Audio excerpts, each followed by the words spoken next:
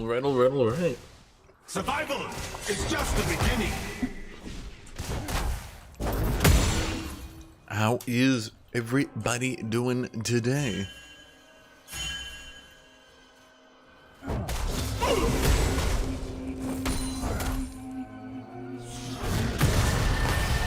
Shift like the sun, strike like the eagle.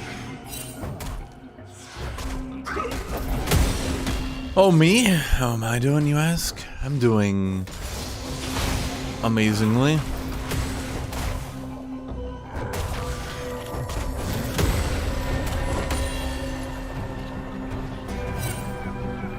That's it. That's all I got. Actually, I'm not doing amazingly. Because I lost all my LP yesterday. Okay, like, god damn, dude. The damage of WMAX Malphite is just stupid.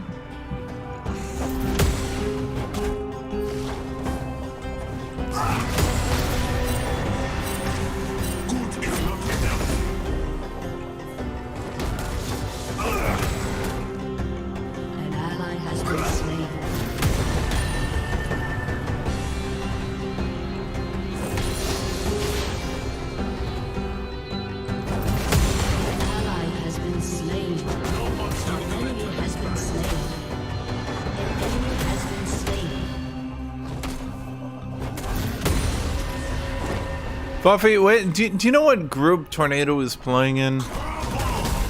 He wanted me to play with him, but I literally just like forgot to reply. If the enemy asks, I am the answer.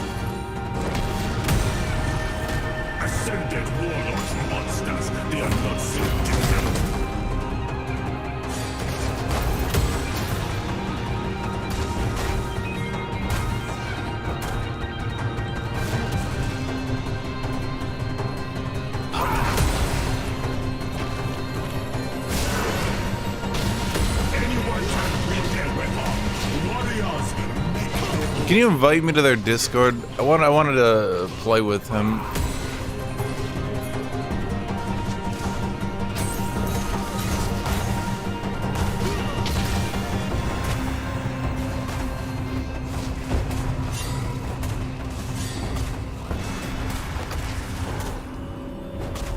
The desert was my mentor.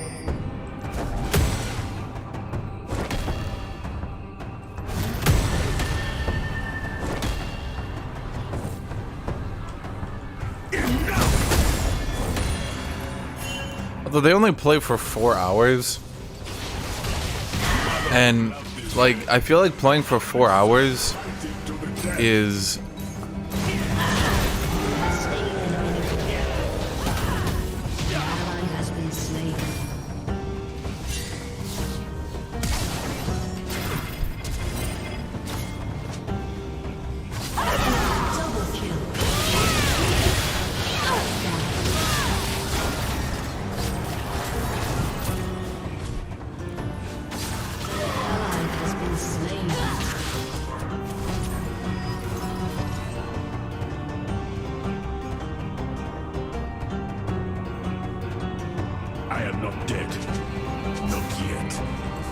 Hold on, you had the wrong one, apparently.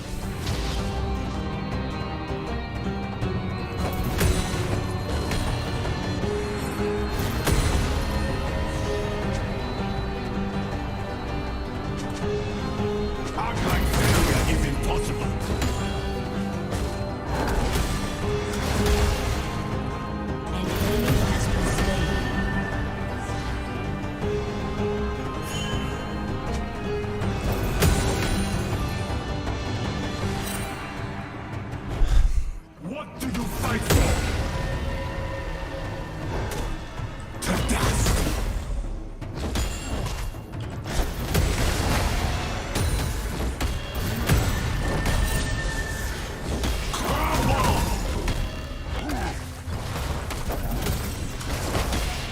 I will push them back, alone if I must.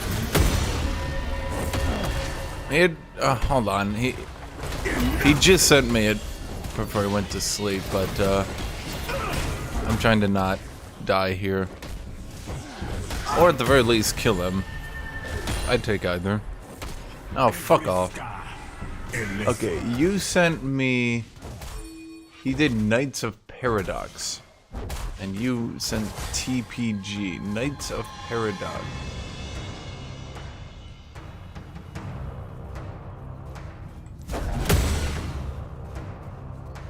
Be worthy.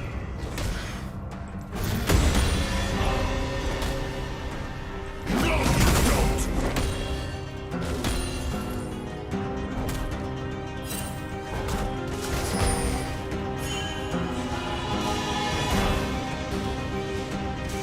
Those who don't respect me will learn today.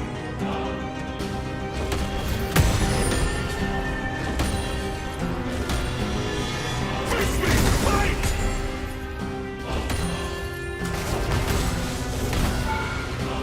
Dude, I keep seeing Malphite players do that shit where they go,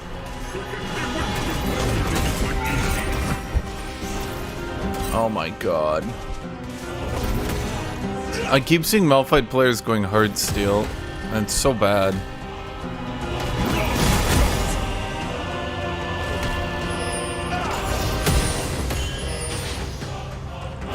has become play as quickly as night becomes day. I will not yield!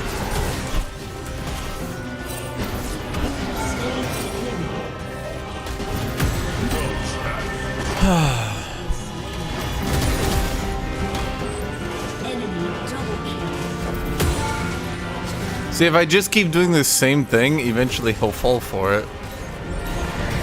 Malphite players have rocks or brains. He said it's, quote, more casual. Sometimes a warden must And they play at 10 a.m. When's 10 a.m.?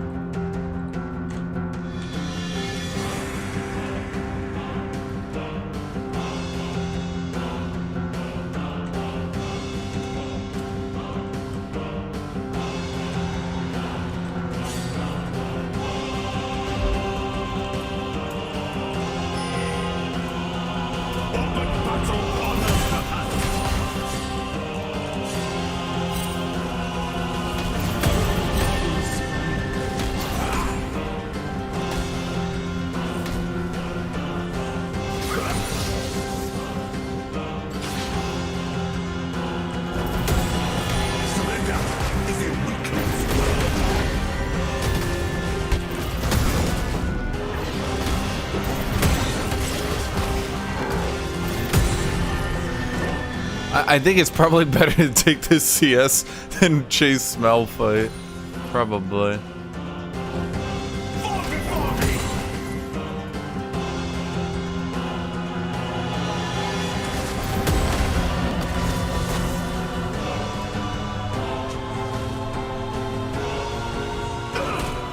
So Zizira is pretty good though into Malphite.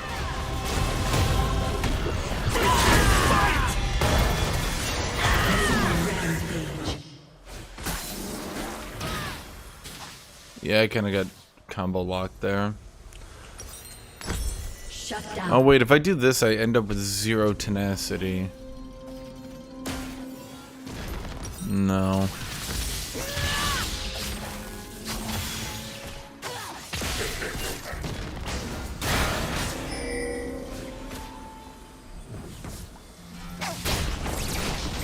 I don't do any of that silly damage thing, man. Like my entofos, break me, and I return stronger. An enemy is unstoppable.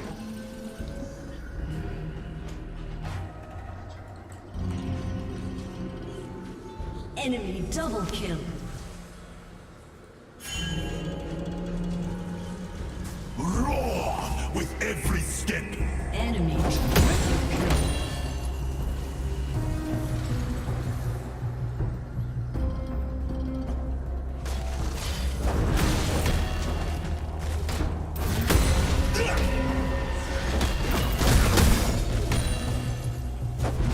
Survival is just the beginning. Turret has been destroyed.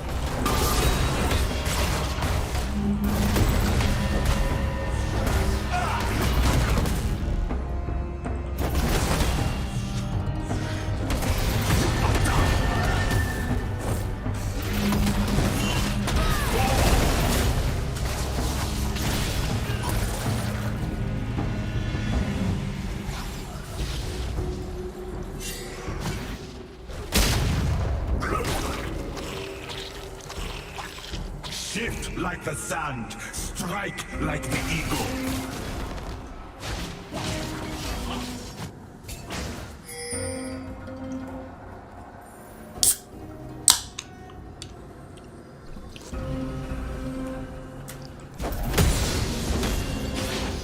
An enemy has been slain. I am the vanguard.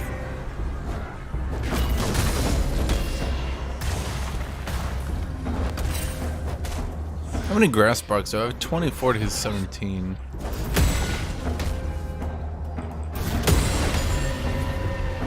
To dust. Good is not enough. That's 25.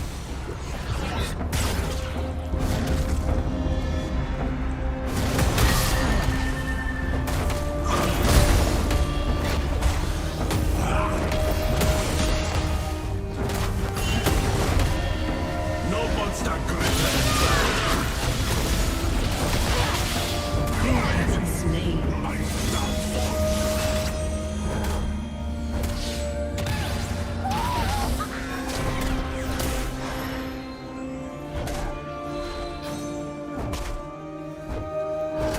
QL.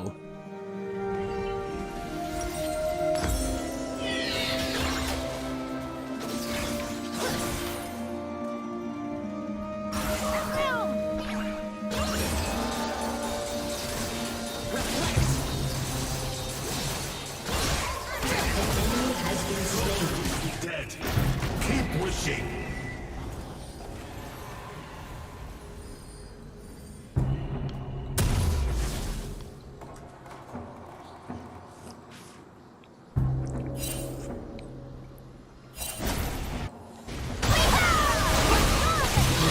Well, this might not end well.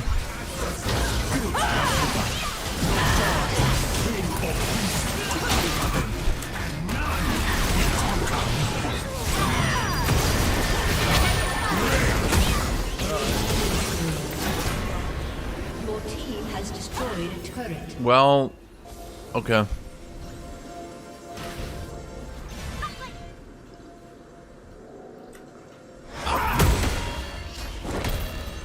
Hesitation is defeat.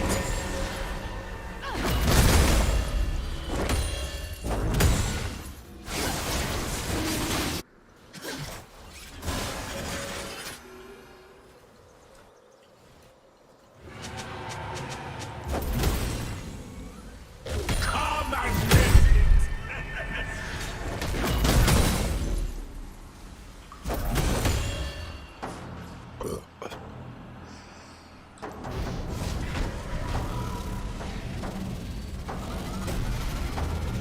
Boy, oh boy.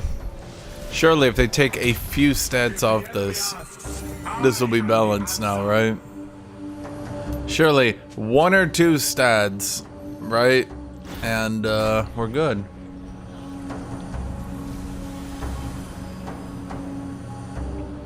Maybe like 1% less attack speed. And then losing all the dragons early wins the game. Page. Here, I make my truth.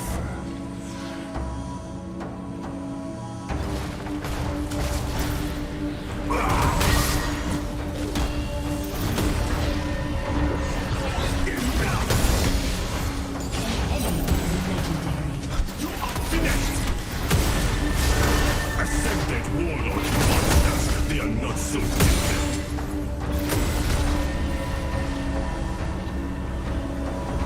Get down!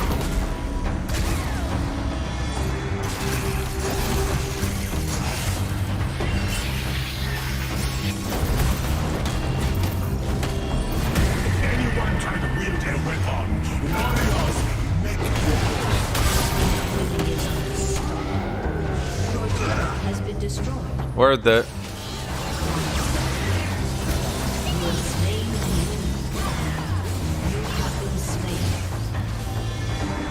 Your turret has been destroyed.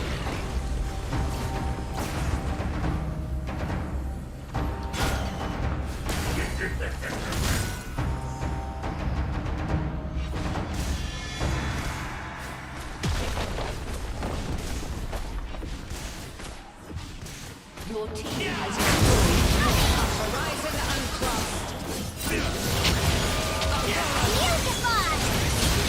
Enemy is legendary. Well. I am here. We can win! Yeah. So why do you stop playing Aatrox? Didn't I literally play him like 4 times yesterday?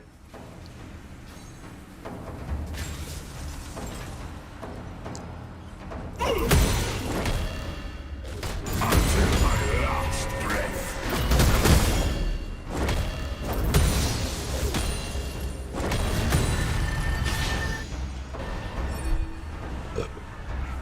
Heartsteel would be amazing on Kosante. He gets so much damage from health.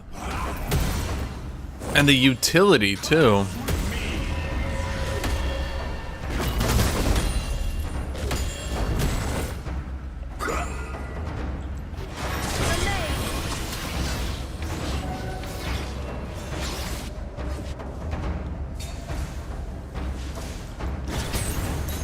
Yield or die! Has destroyed a turret. Face me! Fight!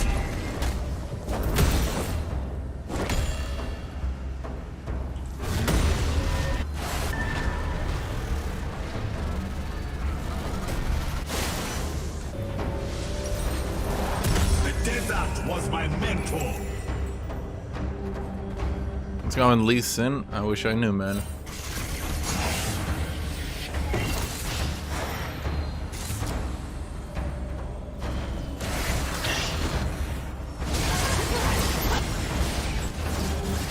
Outright failure is impossible.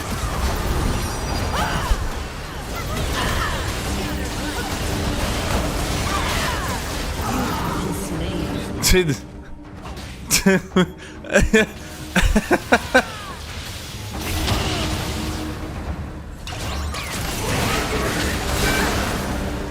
An enemy has been slain.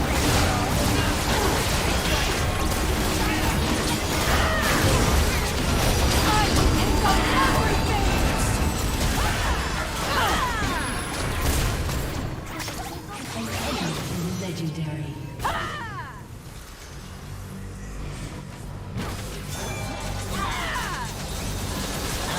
A summoner has disconnected.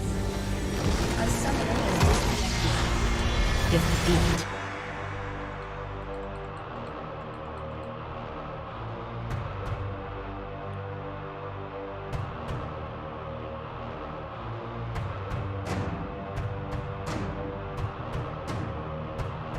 Okay.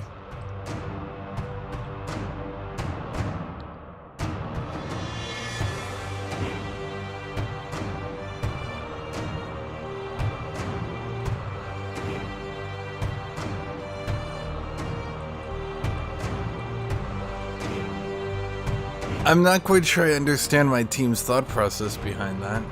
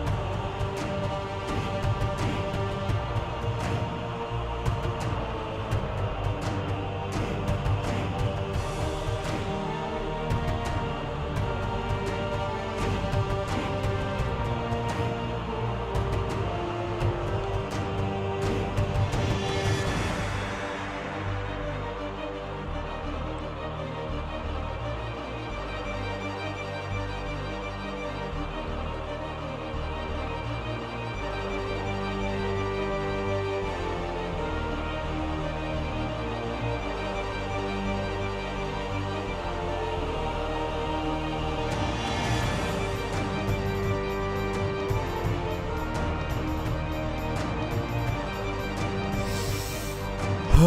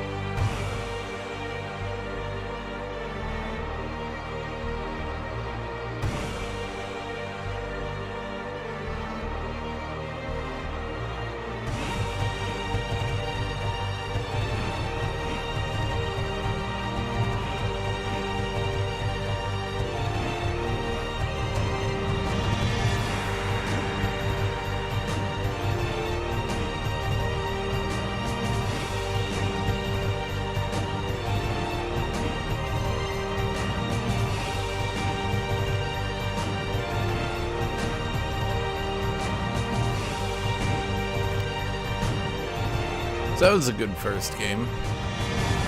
My first game of the day seems to go the same way every single time.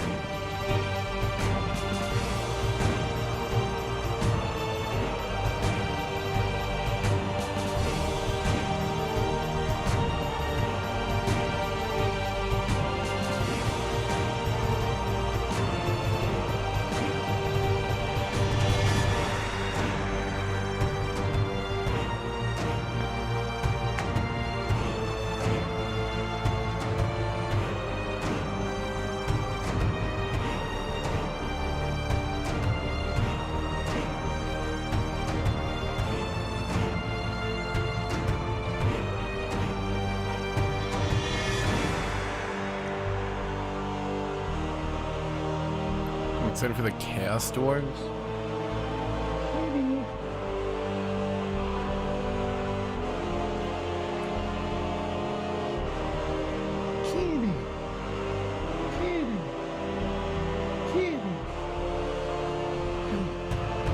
Come here.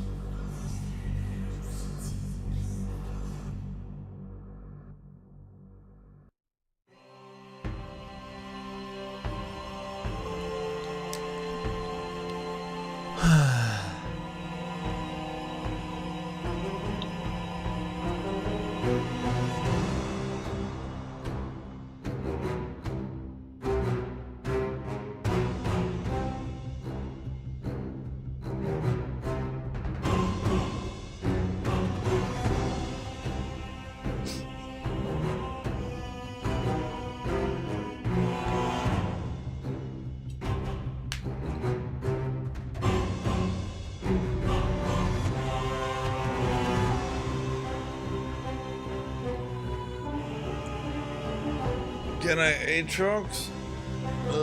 Nope. No, you cannot. To Aatrox is to sin on first pick. Because then I just get Aureliad.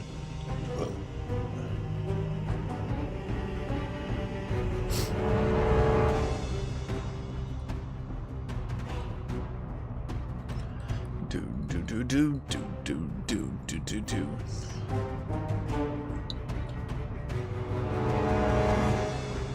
And yeah, people can use OPGG to find people's names that are near queue, but for some reason, Riot hasn't just hidden the API and declared this to be cheating.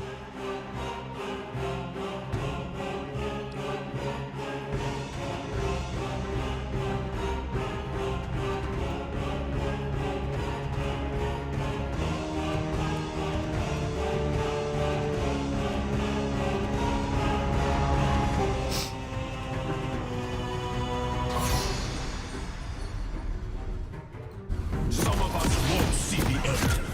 Remember the fallen as you draw the enemy's blood. Do.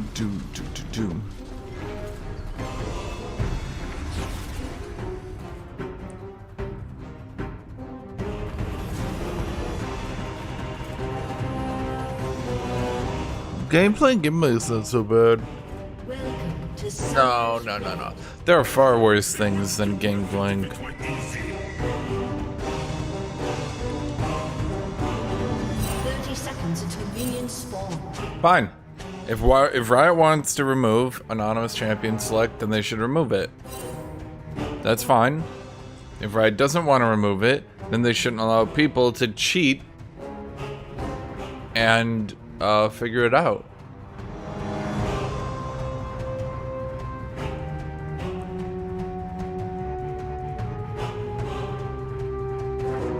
Sometimes a warden Minions must have become a spawned. warrior.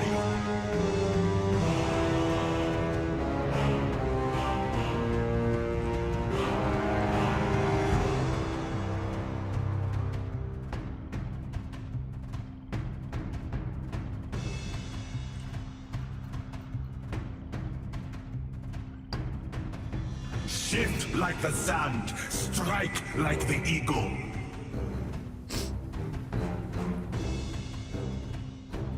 Do. Do.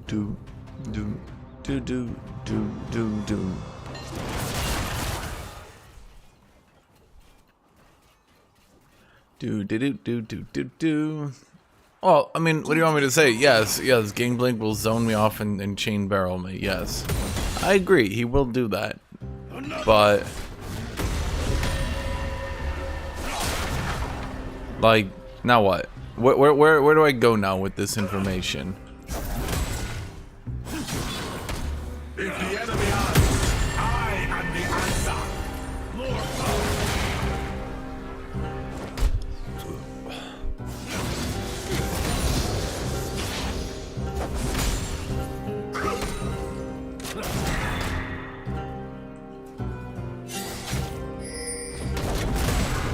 you won't last.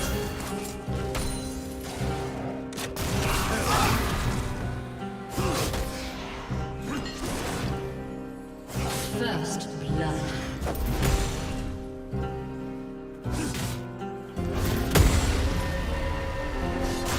An enemy has been slain. Has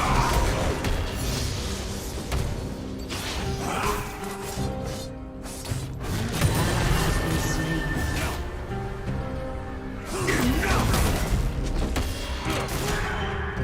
Every scar, a lesson.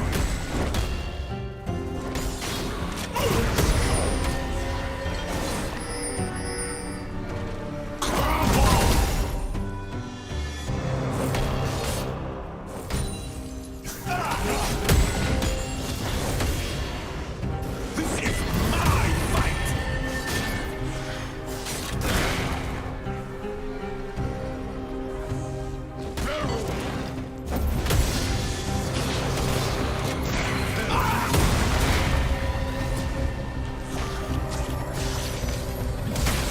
Surrender is a weakling's word. Enemy has been slain. I'll admit, that was a pretty good combo out of Lee Sinner. He E'd, flashed it forward, slowing him. Then he, yeah.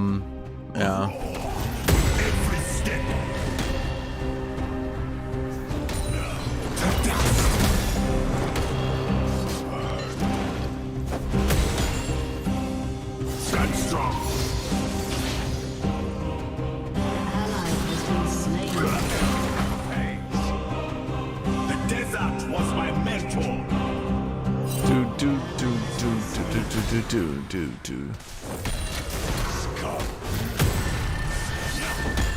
Yeah, I mean, I've probably quit Aatrox for the entire rest of human existence. That's the only thing that makes sense to me.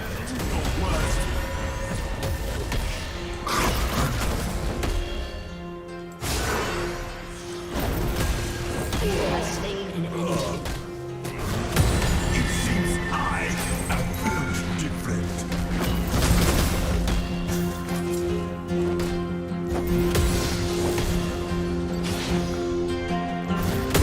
I've literally got Aatrox to go as, like, my default counter pick. And I pick him all the time. I just first pick Kosante, and people are just like,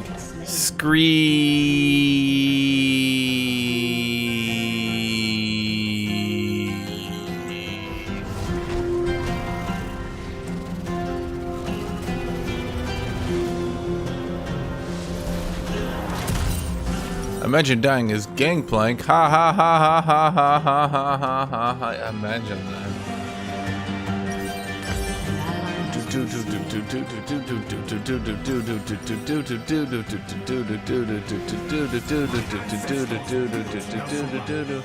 god, king, could conquer them, and none will conquer me.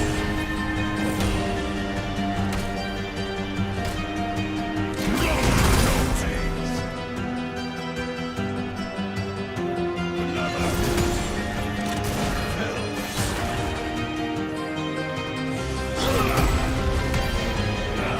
What do you fight for? I will not yield! Slain an enemy. All back. It's funny seeing people act like I'm gonna like stop comboing. Why would I stop? For what reason would I not? You know, of course I'm just gonna keep comboing, my dude.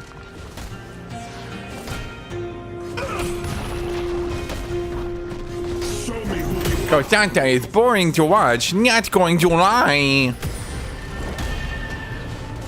face me! Fight! Watching Aatrox do the same Q over a W combo that you've seen 10 million times, clapping there. Yay! You just sit there, yay! Yay! Yay! Q2 over W, pull into Q3.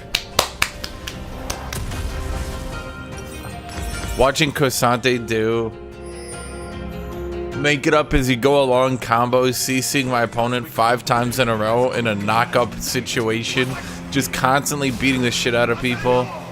No, this is boring. No, no.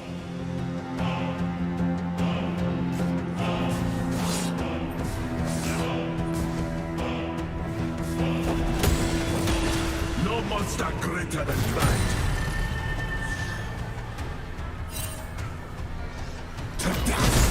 Ash, you don't know how hard it is playing mid lane.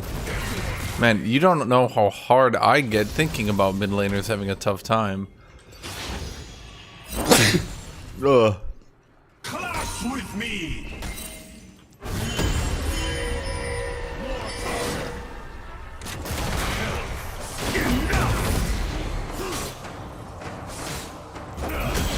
Down.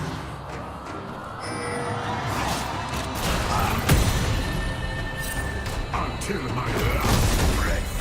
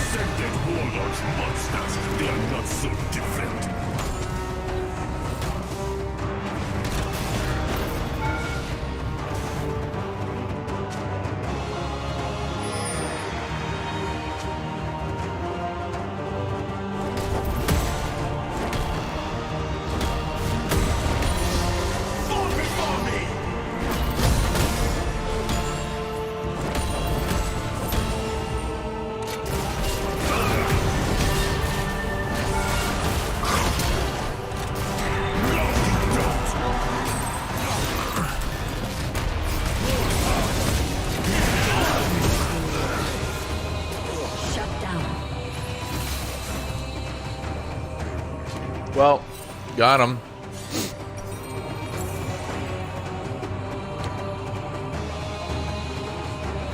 Gwen is more fun to watch than Kosante. When Gwen runs forward and goes R, R, R, and kills the opponent, I think, yay!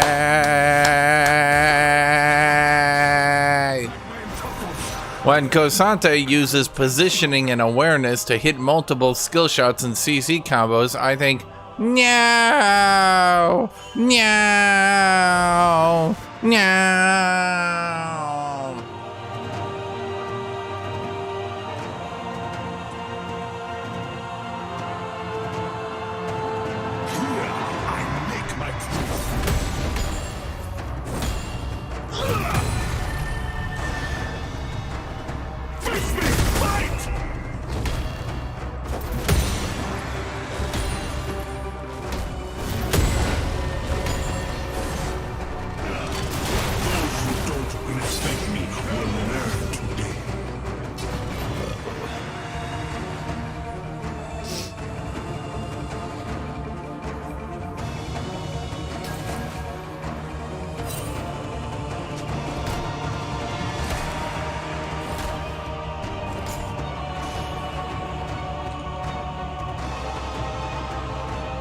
This is exactly what pisses me off about Gangplank.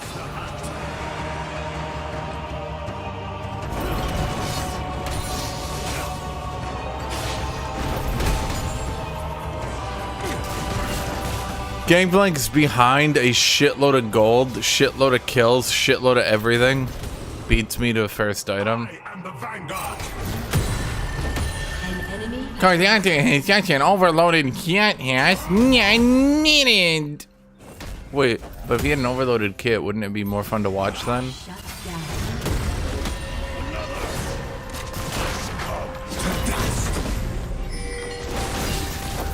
Survival is just the beginning.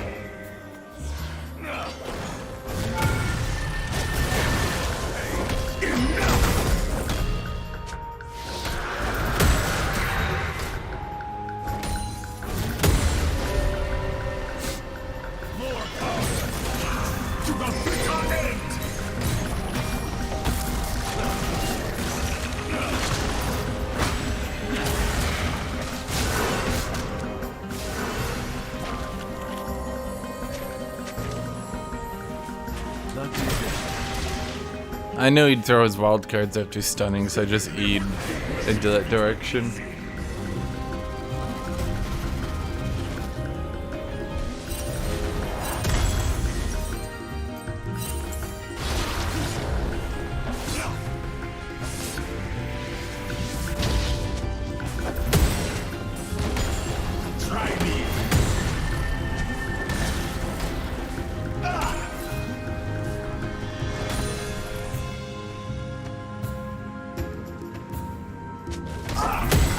Gwen is like Fiora if instead of like combos or interesting gameplay, she literally just ran at you pressing RQ, RQ, RQ. Must become a warrior. It wasn't close.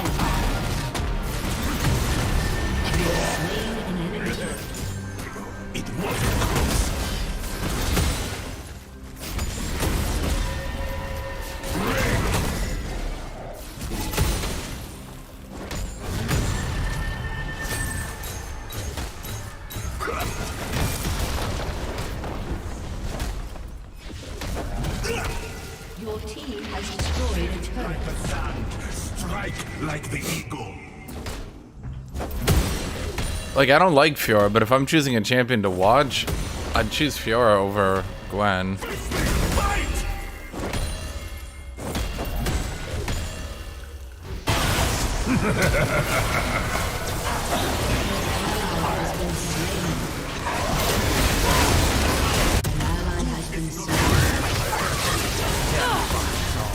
Enemy double kill.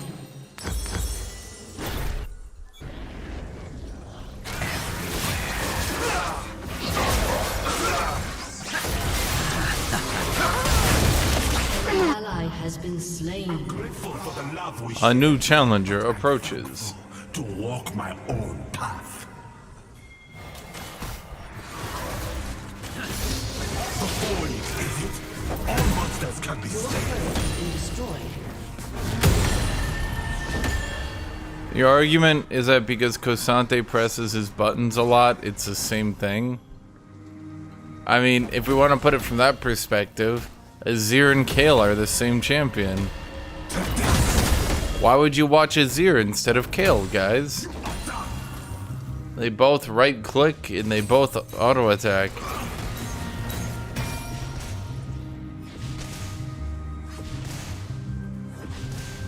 Your team has destroyed a turret. If the enemy asks, I am the answer.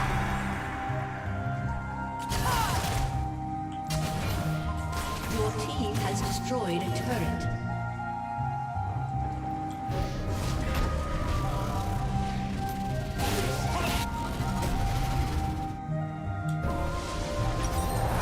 Every scar, a lesson. Every scar, a lesson, Let's go do the Rift Herald, Why is Teemo boring, dude? He's basically Azir. I fear no one.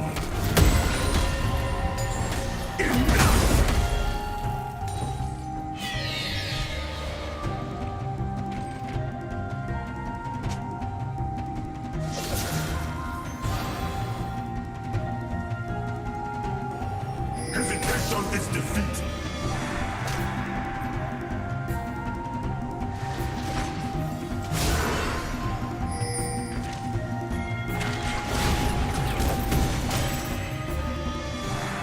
Did he ghost?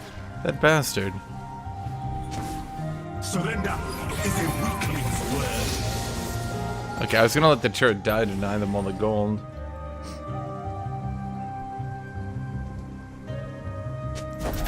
What? Why is Tryndamere boring? He's basically Aatrox. One of them ease forward and auto attacks, one of them ease forward and auto attacks. Come on.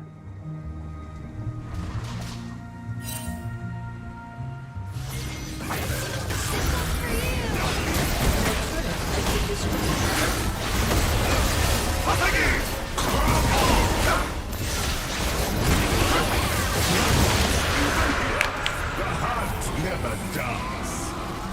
Honestly, the biggest thing they could do, in my opinion, for bot lane, say top lane relevancy, but if they just made dragons spawn a minute later, 1 minute.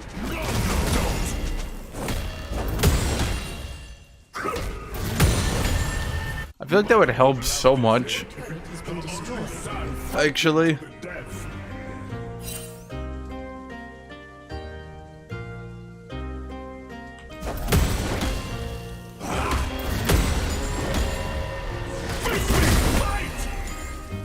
Shut down. Destroyed a turret. An ally has been slain. The desert was my mentor.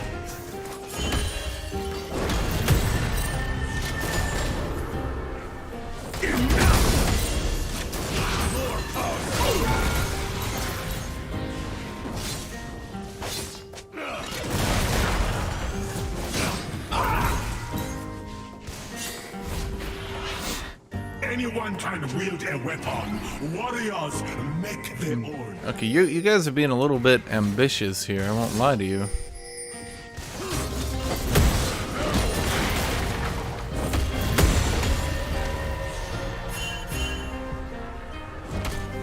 An ally has been slain. Underestimate nothing. Do do do do do do do do do do do do do do do do.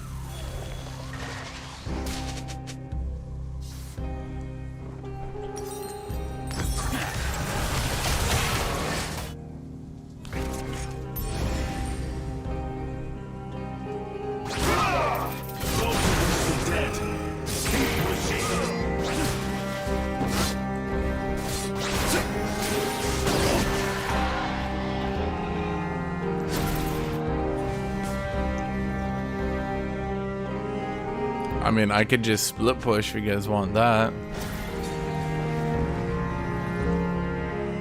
I will push them back alone if I must. No, you don't.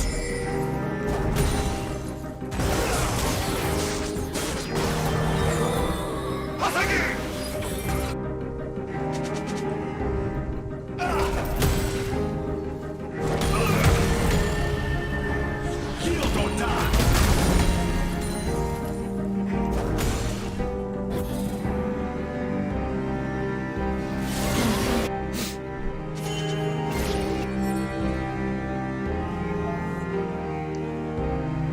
Man, Even now, my people stand with me. My weapons aimed in their name.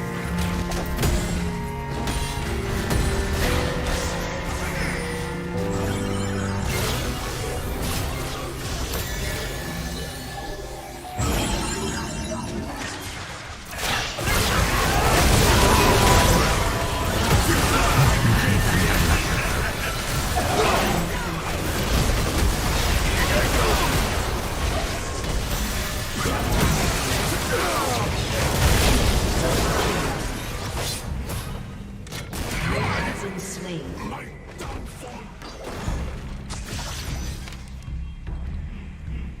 okay.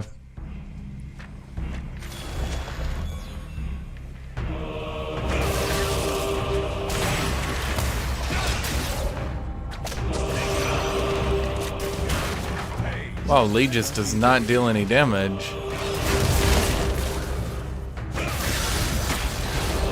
Okay, yes?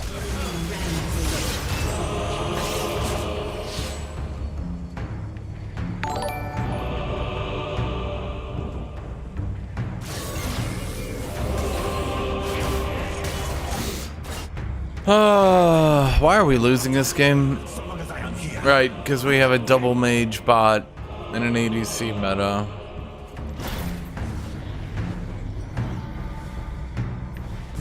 ADC players will do literally anything to not play correctly.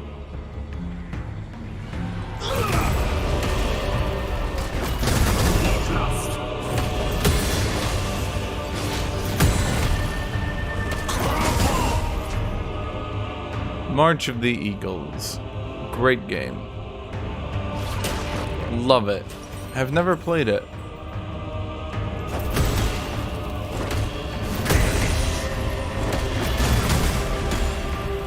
Ally has been slain. Enemy is unstoppable.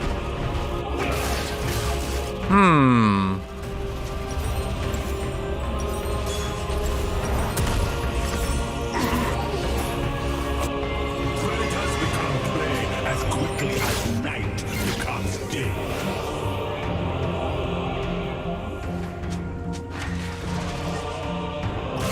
Don't slow down.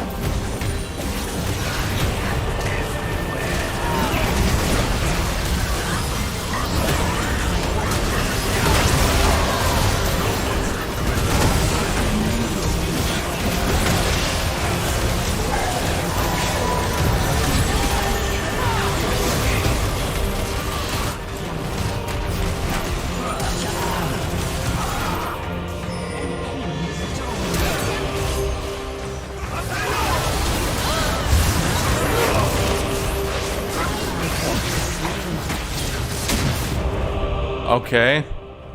He ran in a straight line away from my team and dodged everything.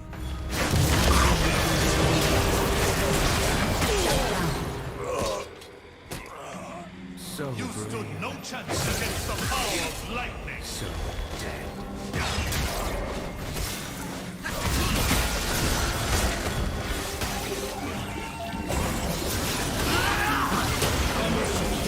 Literally just walked away in a straight line and dodged my entire team. I am not dead. Not yet. Got it.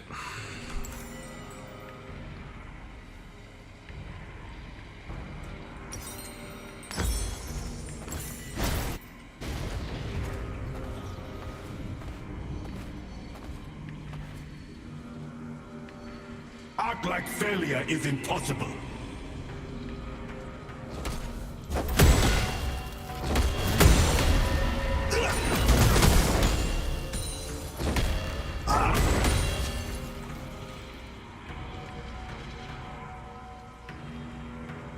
Scented warlords against us. They are not so tough. Has been slain.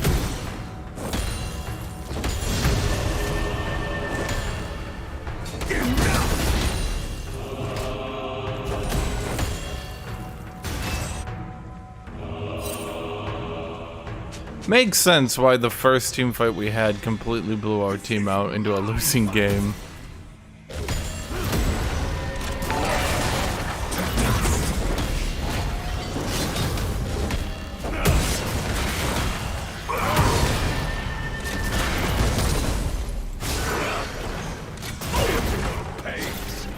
Here, I make my proof.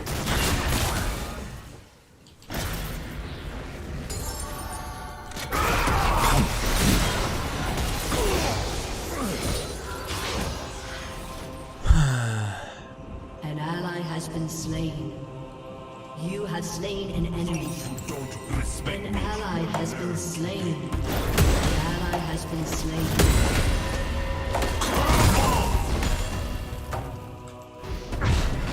They never,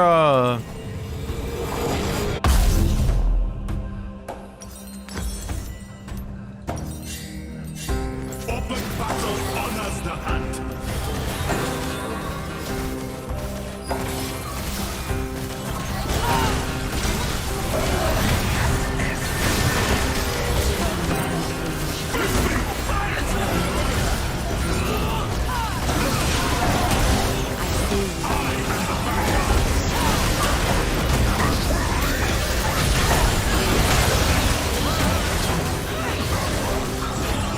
I do everything.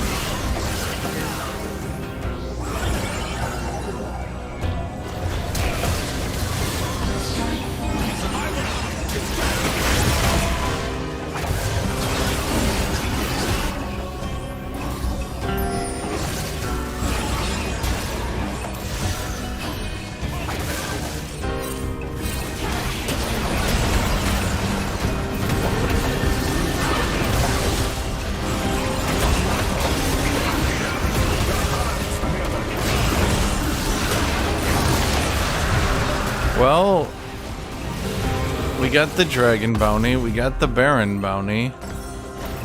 I'd say that's pretty good.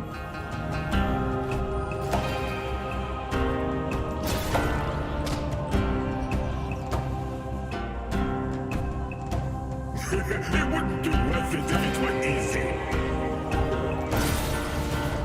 An ally has been slain.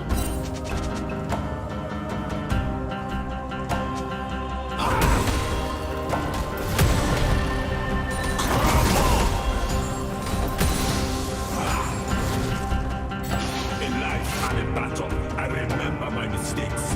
They are my history, my motivation.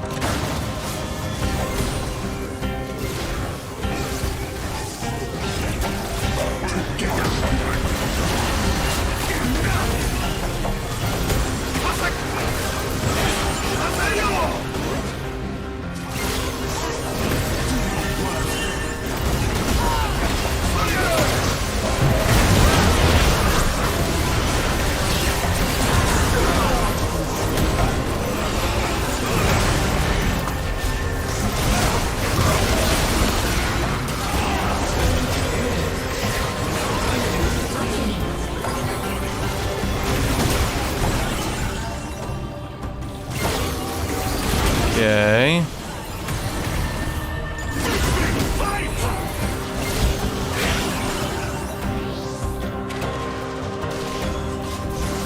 There's no way we're pushing. Strike like the eagle.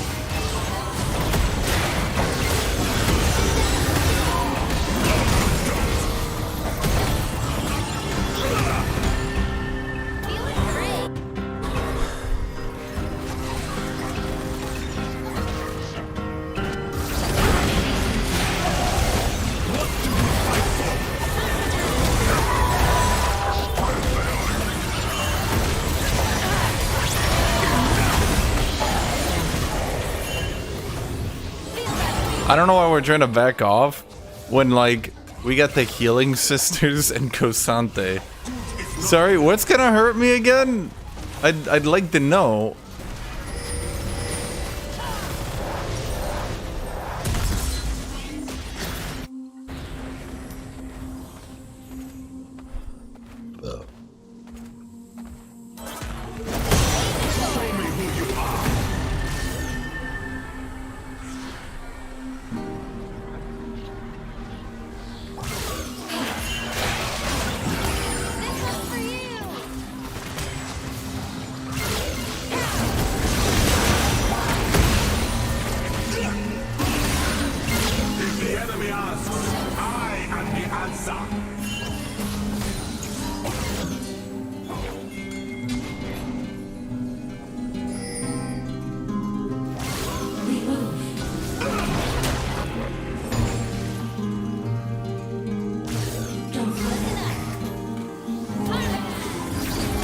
No, Belveth has mastered you too.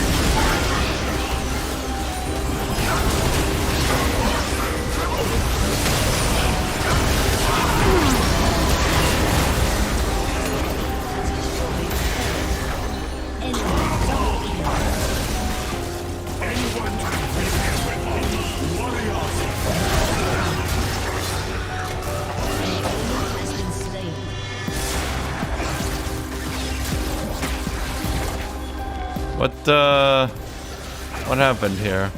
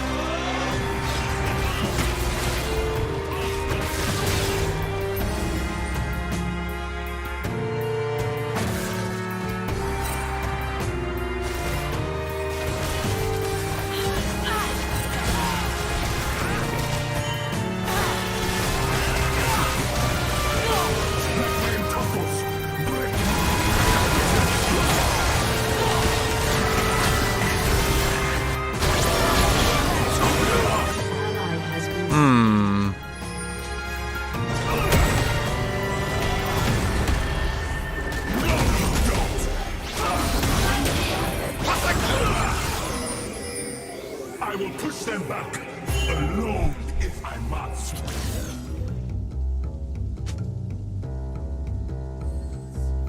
Balance favors victorious.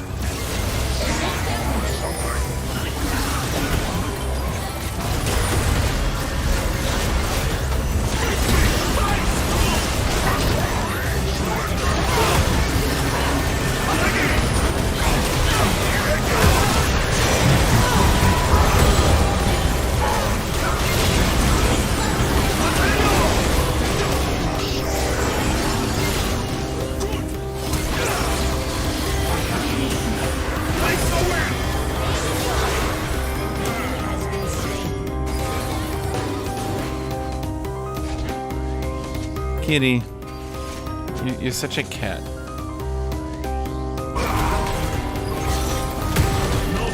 She's like, oh, am I getting in your way? Oh shoot, am I getting in your way? Oh shoot, I'll try to be slower. Am I getting in your way now yet? Okay, am I getting in your way now? Oh no, oh shoot, oh darn it, now I'm finally in your way.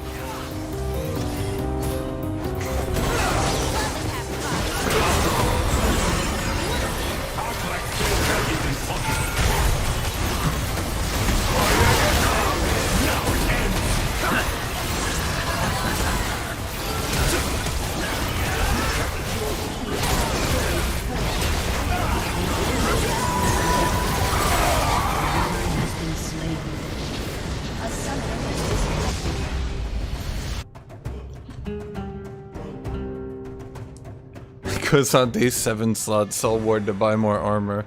True.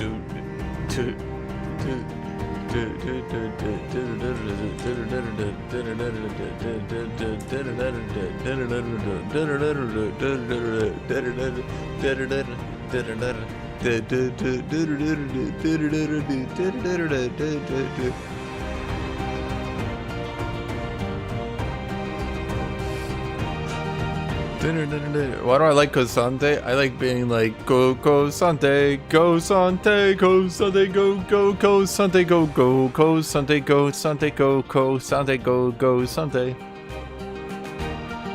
That's about it. I mean, is that not what every man wants?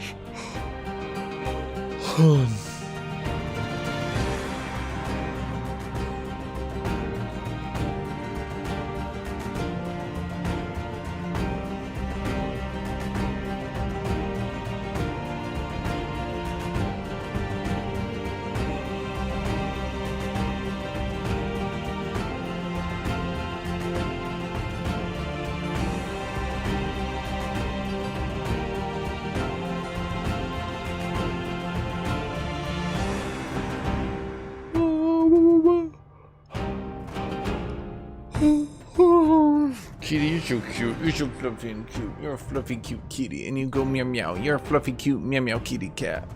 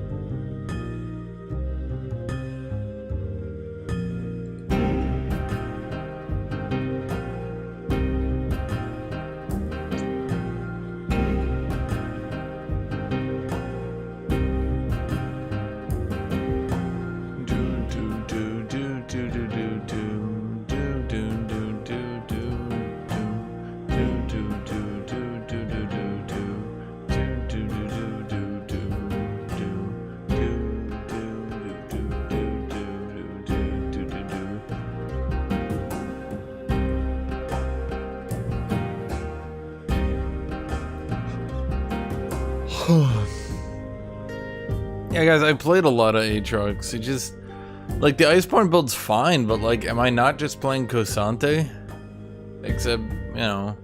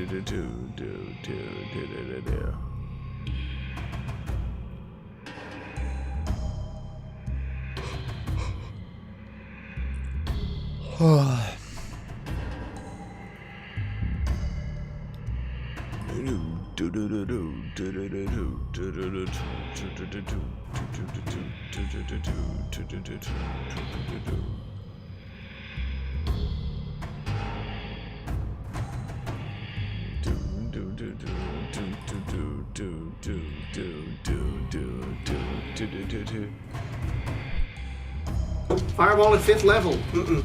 Lightning bolt? Dude, we banned you from those spells. You're gonna have to prepare something else. Pick something from at least under 5th level. I don't know, try something new. But, oh wait, hang on. What is it, Goku flavor? Oh, it's actually really good. Yeah, it looks good. Like I said, try something new. But, my guy, we literally ended your arc like 2.5 years ago. You're lucky you're still here. You know there's like new books, right? With new spells? Yes, but those are balanced. The player's handbook is where the real power is. First draft rules from 2014? Whew, give me the garbage. That's where you find the powerful stuff, like loopholes and... I swear to God, man, if you found some broken way to cast a spell that I've overlooked, then sleep! Okay, sure, roll the d8s. I'll upcast it to 5th level. Oh.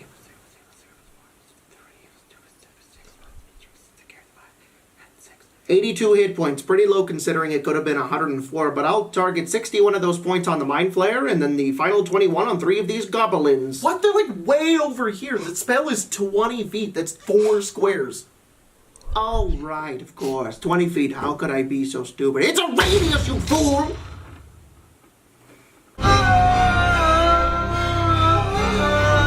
They're all asleep, unconscious, done. You get no turns. You thought Stunning Strike was strong.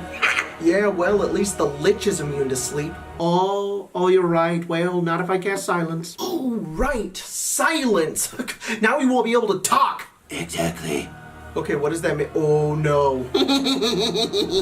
No. How many of his spells? Wait. Need verbal components.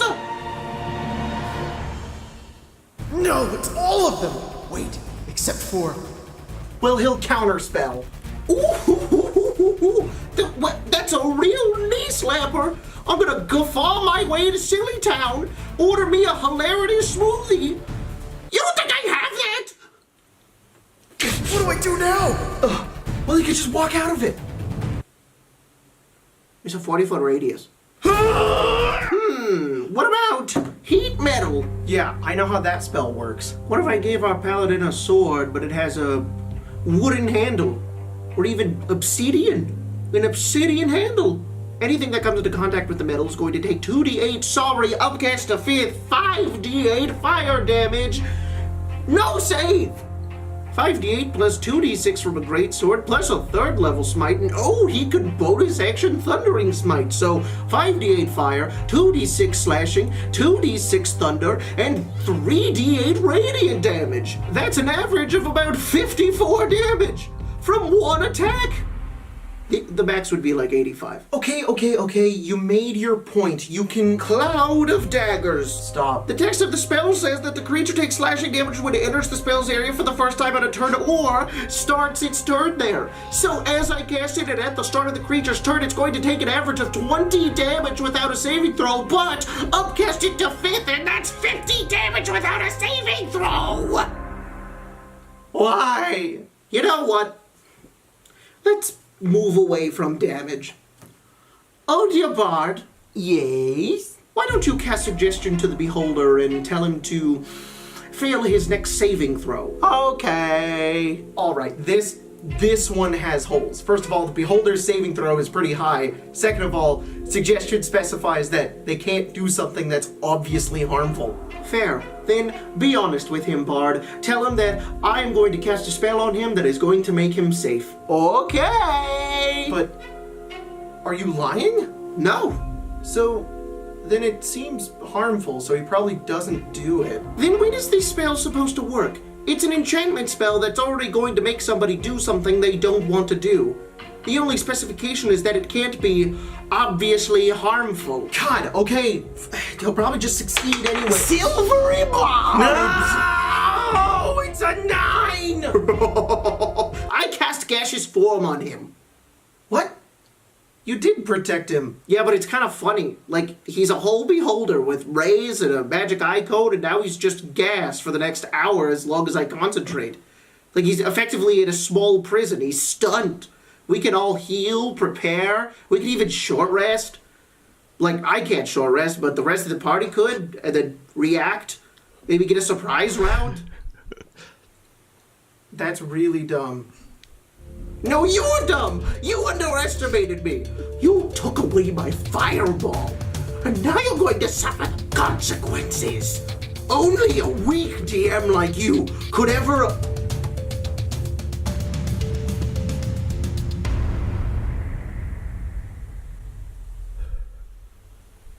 All the creatures have counterspell now. Ah, rats. What am I fighting? Gangplank mid? Yeah, Gangplank top. Do I go 1 armor, 1 MR? Or do I go double armor?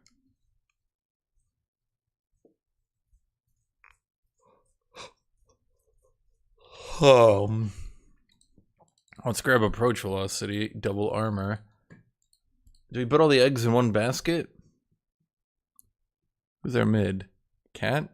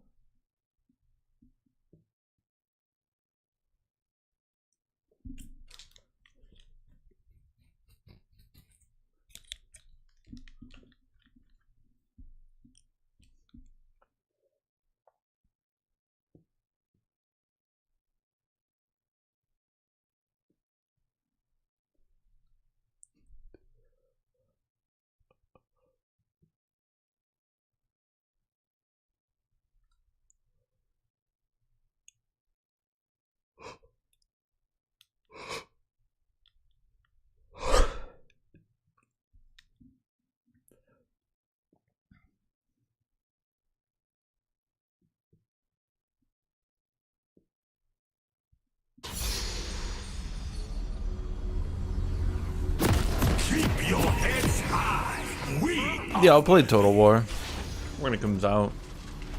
And our fastest Ramadan. Still not Muslim. But you know what? I wish you the best. I could try to get early access again on like Total War, but Welcome to Summoner's Rift. Surrender is a weakling's word. 30 seconds until minions spawn.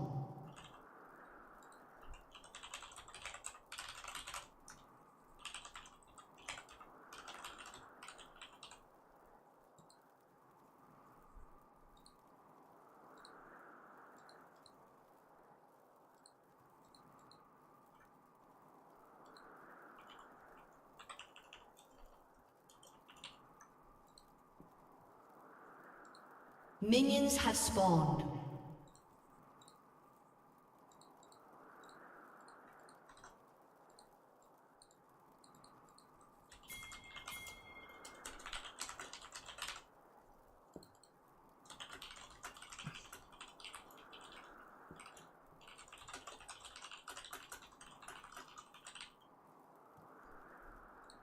Every scar, a lesson.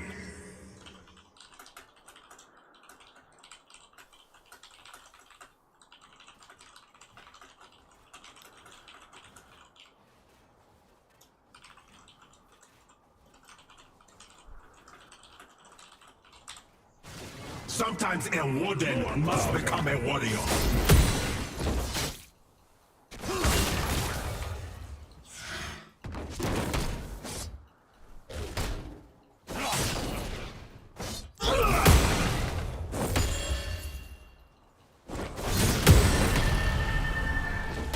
Shift like the sand, strike like the eagle.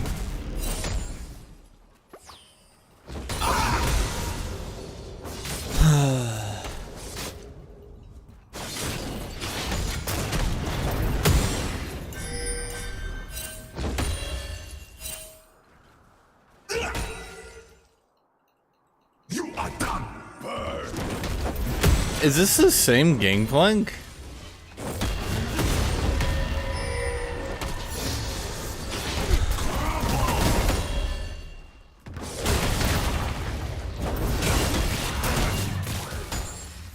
If the enemy asks, I am the answer. Chat, is this the same gangplank? Because he did this long sword refillable potion thing again.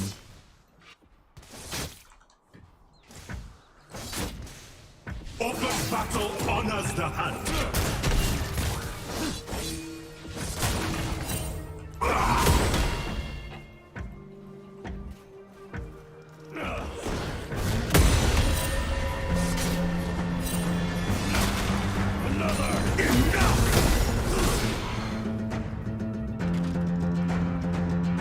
Those who don't respect me will learn to.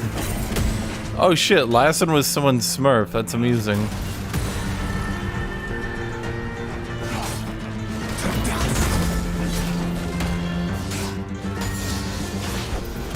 Well shit, he should have thought about that before queuing up when I was queuing up. Easy loss for him, man.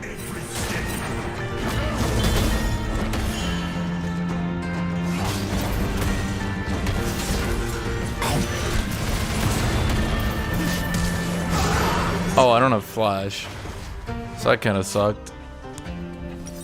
Damn.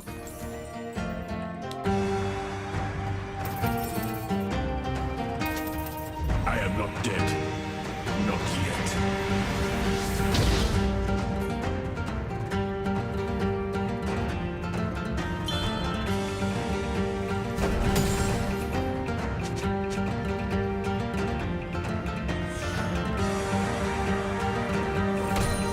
To the bitter end.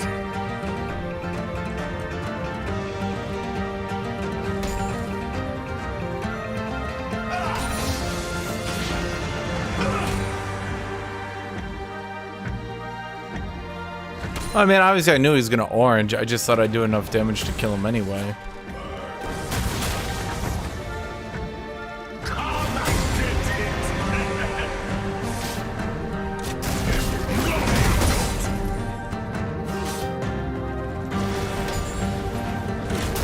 You'll make no trophy out of me, Kilosh.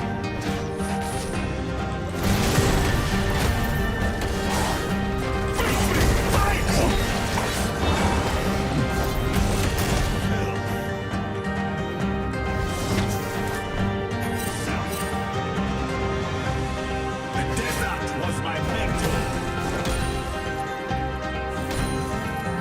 Good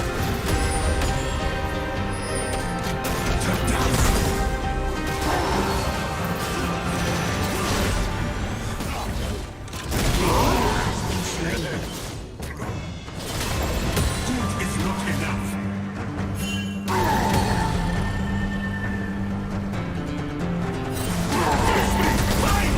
I mean, the thing is, and this is what a lot of people don't want to admit, because Sante and Aatrox are not that different playstyle-wise. Not really.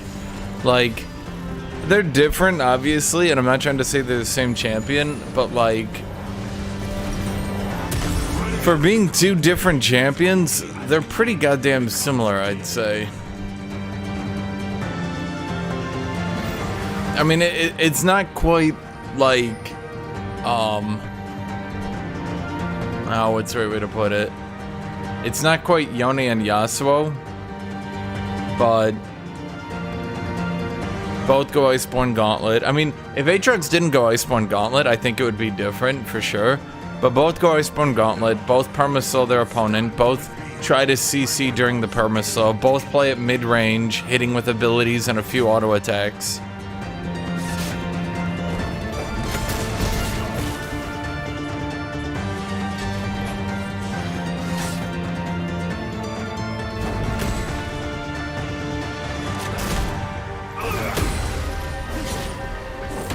I am the Vanguard.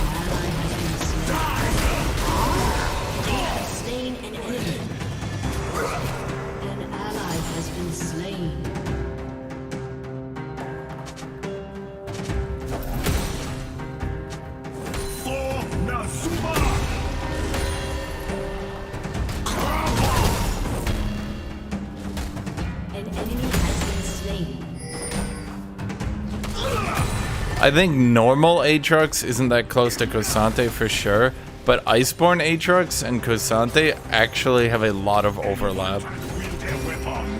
Warriors, make their own.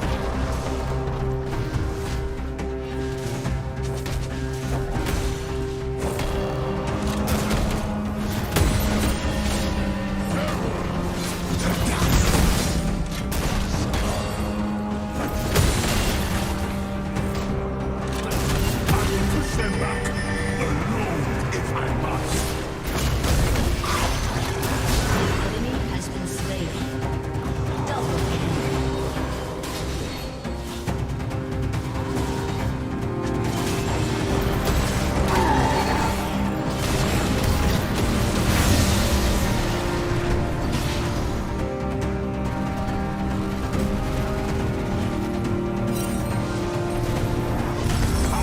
Yeah, like if Aatrox goes back, oh, well, and even then, that's the other thing. Like when you look at Kosante and his ult, he turns into a drain tank.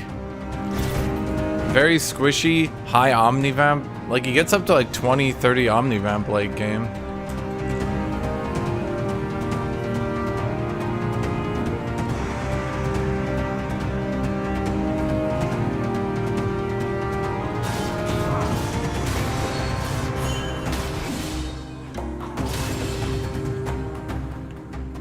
It wouldn't be worth it if it were easy.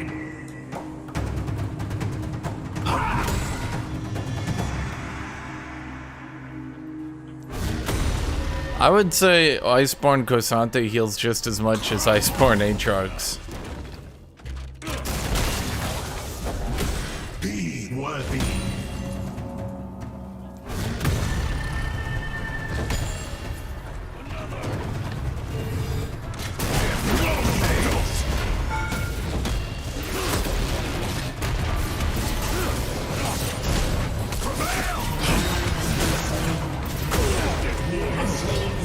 They are not so different.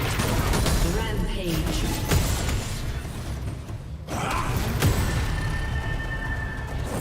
Face me, fight! I think Kosante going forward should be the new approach for tanks. I don't think tanks should ever be like Malphite or Maokai again. An enemy Am I wrong? Am I wrong? Am I wrong? Am I wrong? Am I wrong? Am I wrong? Am I wrong? Yeah, shut up, Jet. You know it. Smartest man in the goddamn universe, man.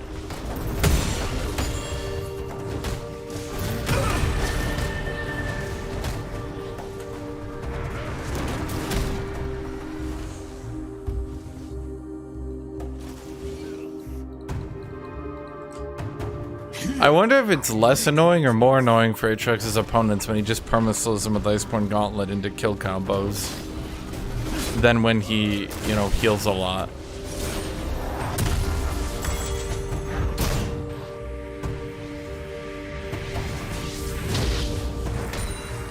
Fall before me!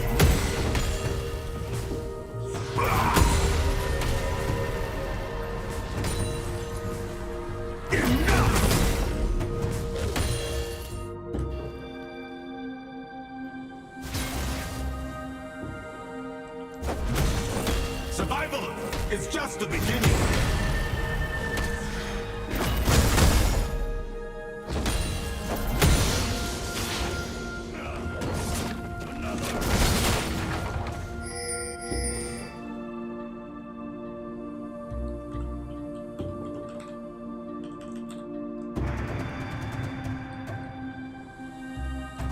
No monster greater than pride.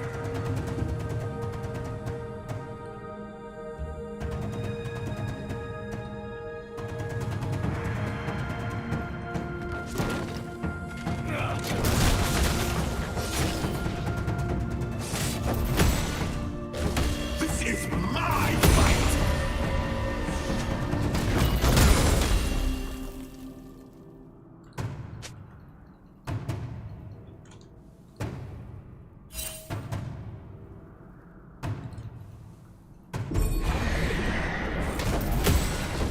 Surrender is a weakling.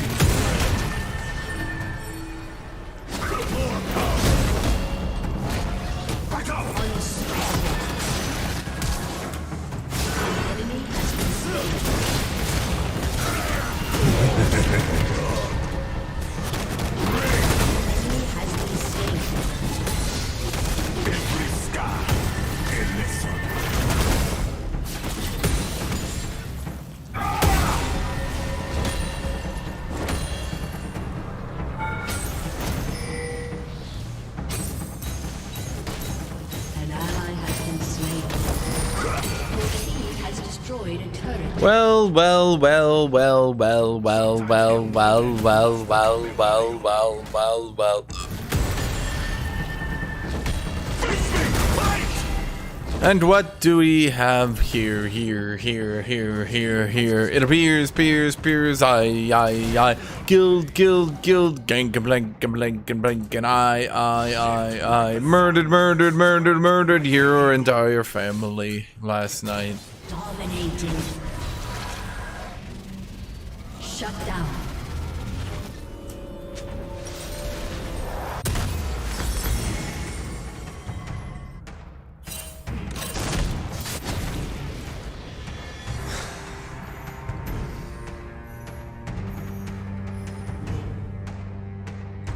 If the enemy asks, I am the answer.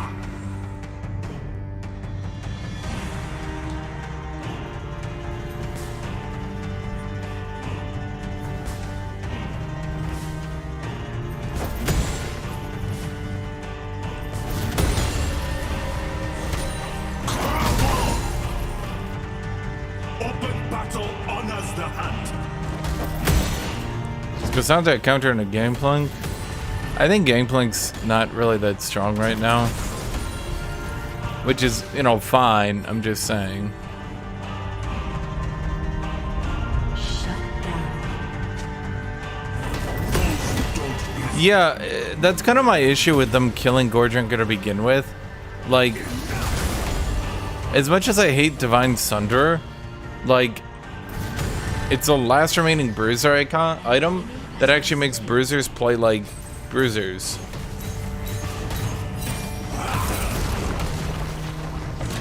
Like, just annoying when bruisers just play as AD assassins.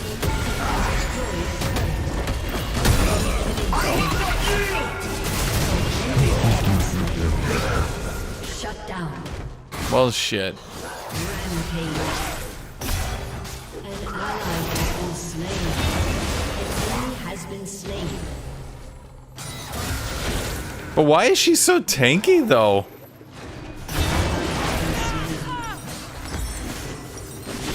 God damn.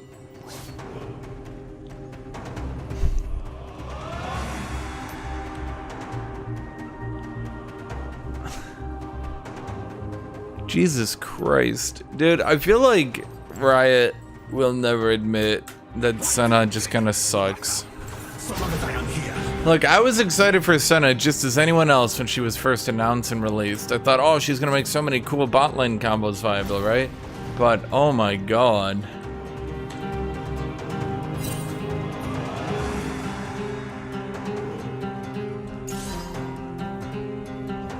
My ancestors built Yazuma. No god, king, or beast could conquer them, and none will conquer me. Enemy has been slain. No, don't!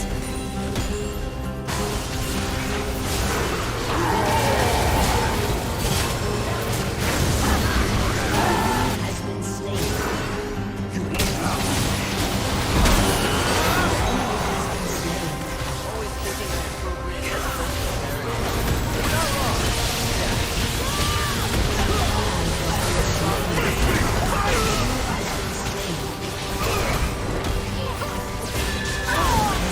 Was my mentor.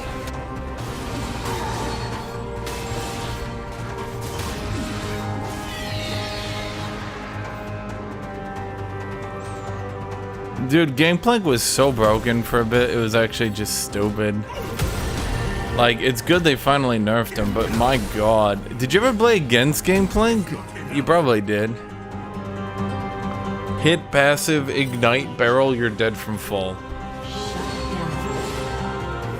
An enemy has been slain.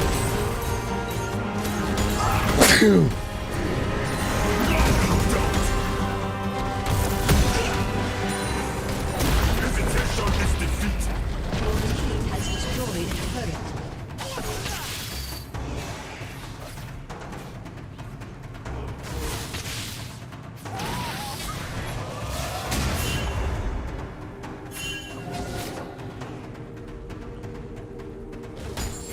Predators.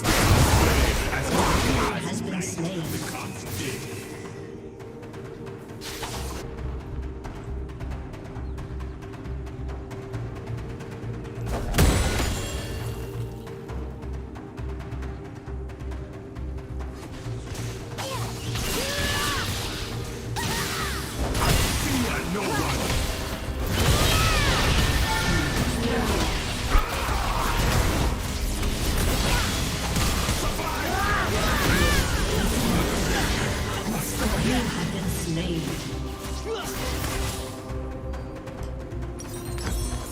Dude, before they nerfed him, Gameplank was unironically, if you ever got hit by a barrel,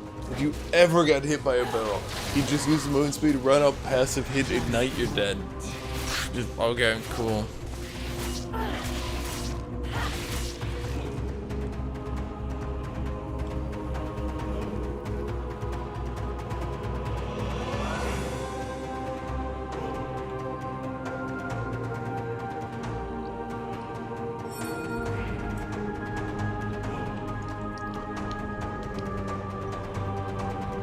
Those who wish me dead, keep wishing.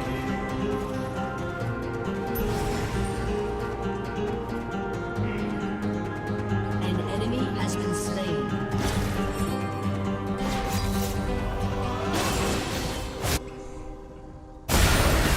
An ally has been slain. I am the Vanguard. Shut down. I think if Sterix was better, we'd open up tankier builds for bruisers, but I don't think that's a problem. I think the fundamental issue with Sterix, this is just my opinion, is that its damage doesn't really scale other than big deeps. Like, items that have actually pushed bruisers into playing like bruisers have actually enabled bruisers to build other things, like Blade of the Rune King, just as one example. Black Cleaver is another example. Sterix is just big deeps. No, it's fine. Not every bruiser item needs to be like remaking the entire class, but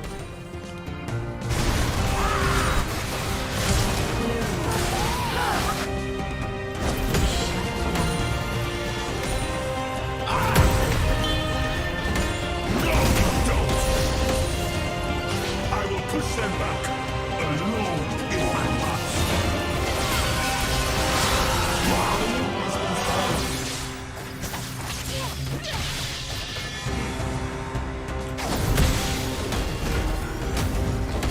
Now it ends.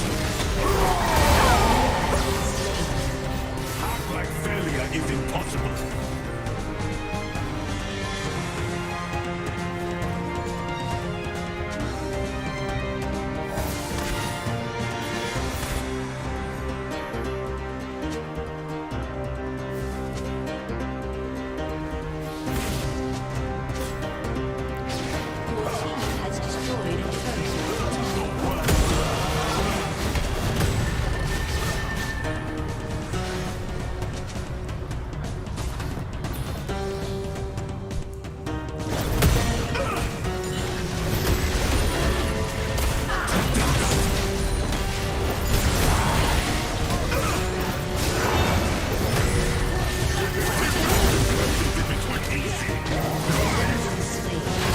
okay.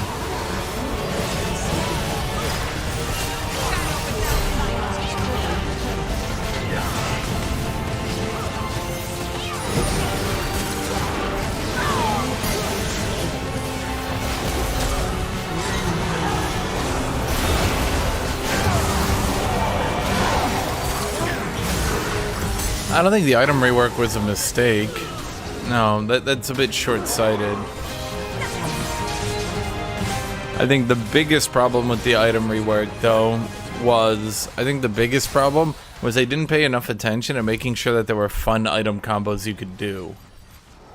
That's kind of my biggest issue.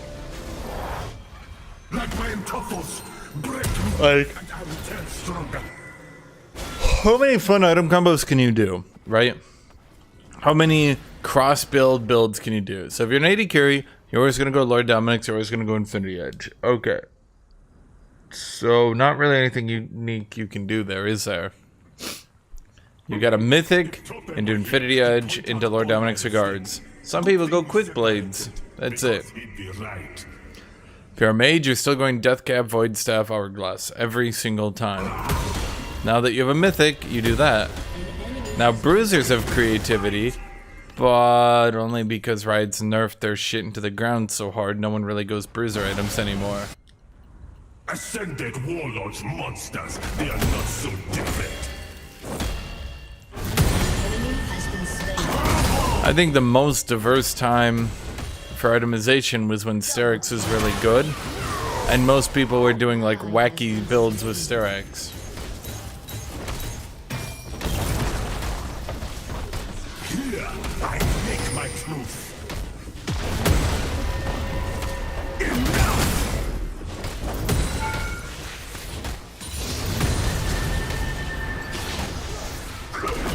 Your team has destroyed a turret. Survival is just the beginning. Your team has destroyed a turret.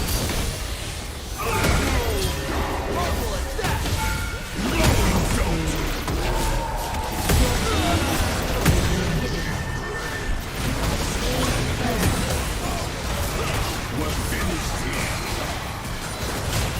Your team has destroyed a turret.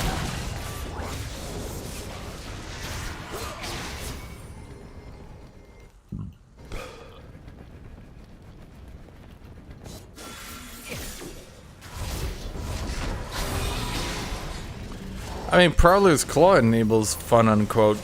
Like it enables fun builds, but like Monster greater than pride. the problem with the fun builds that Prowler's Claw enables is funny, quirky one-shot build, where inevitably you just go funny, quirky one-shot build. That's it. That's the build. Yay. I'm grateful for the love we shared, but I'm thankful to walk my own path.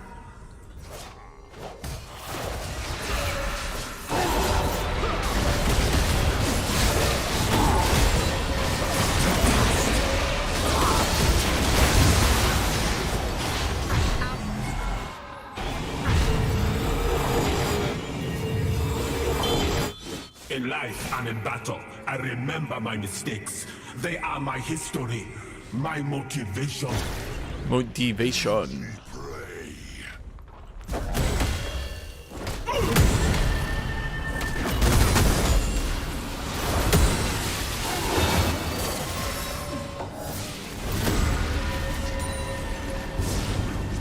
Surrender is a weakling's word.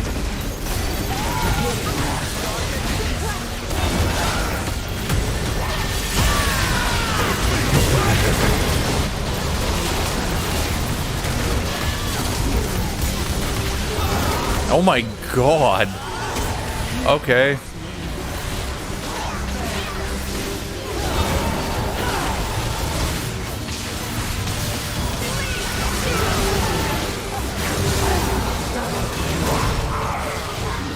An enemy has been slain.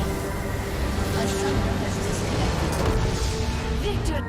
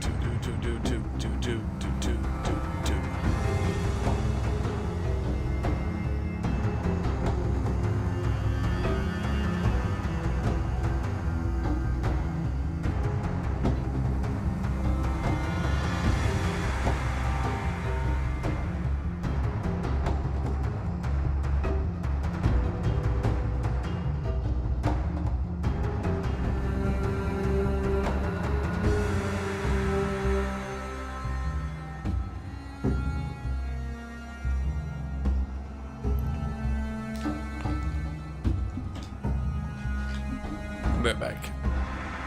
No kitty, no kitty. Be back. Be back.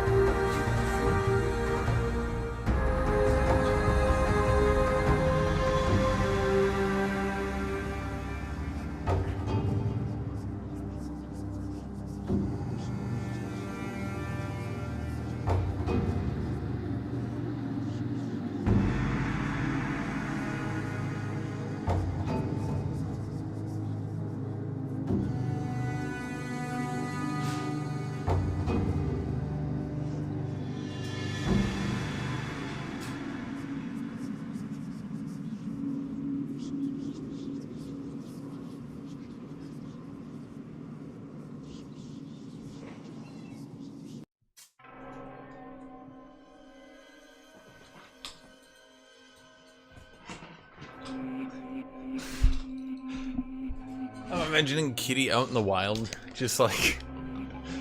She's like sits in front of people, they don't feed her, she's like, what the fuck?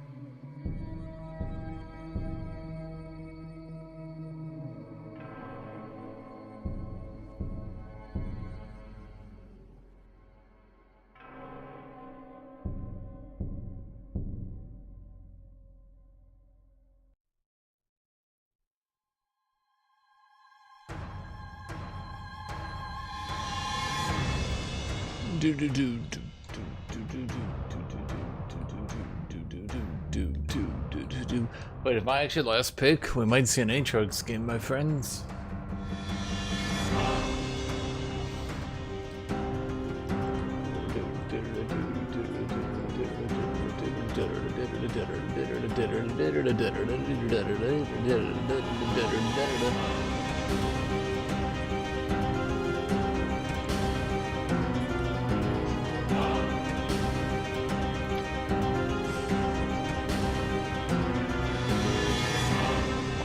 Played Assassin's Creed way back in the day. Played Dragon Age Inquisition, yes. Need for Speed, no. Well, we're not going with Ash pick. Last pick to the top. Well then. Okay. QL. I lied, chat. I guess my ADC needs last pick. What the fuck is this? I'm in Groundhog's Day, man.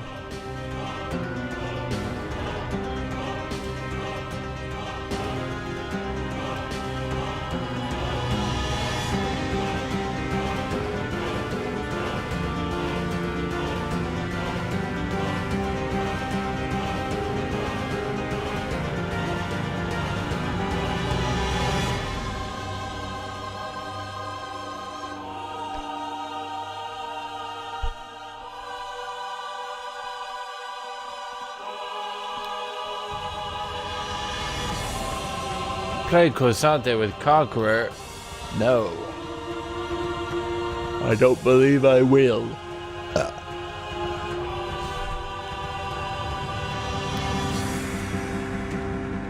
Do do do do do do do do do do do.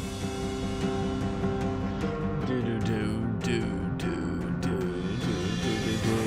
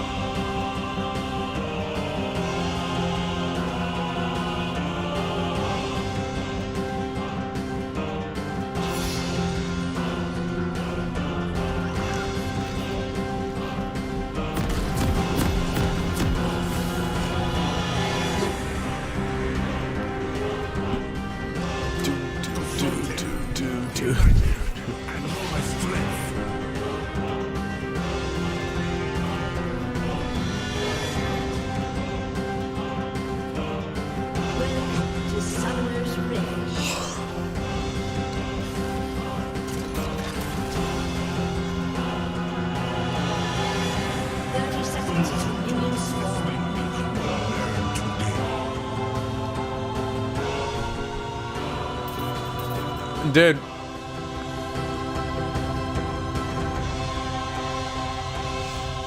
I'm having deja vu. I feel like I've played this matchup 3 times in a row now. Minions have spawned. Every scar, a lesson.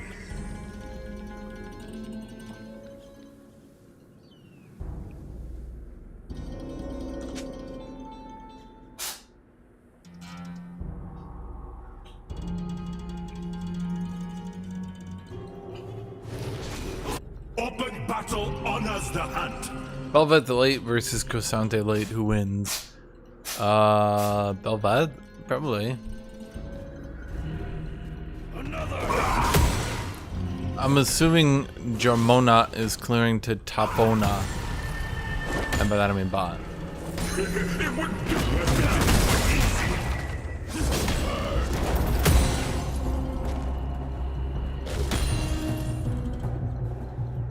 I feel like he actually just got confused. He's like, wait a minute, but need barrel.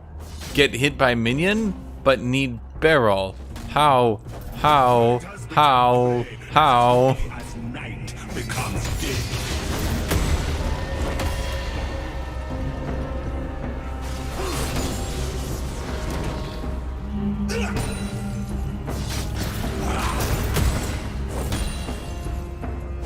Everyone pays. This is my fight. Scum. No, you don't.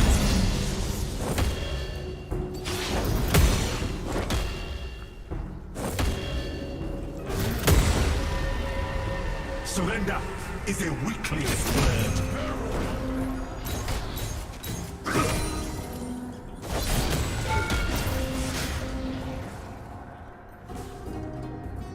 Okay, Bel'Veth's behind me, I'm pretty sure. She ganktified mid. If I was Bel'Veth and I was against Hashinshin, I would be ganking Hashinshin 900 times per second.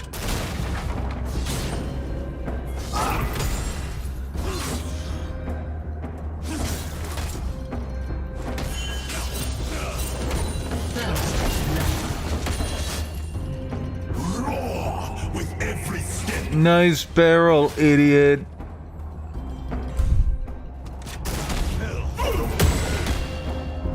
An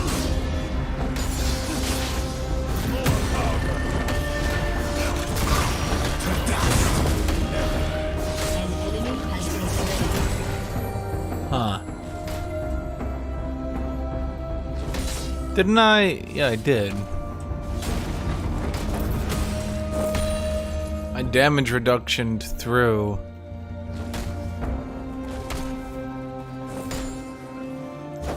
Desert was my His barrel.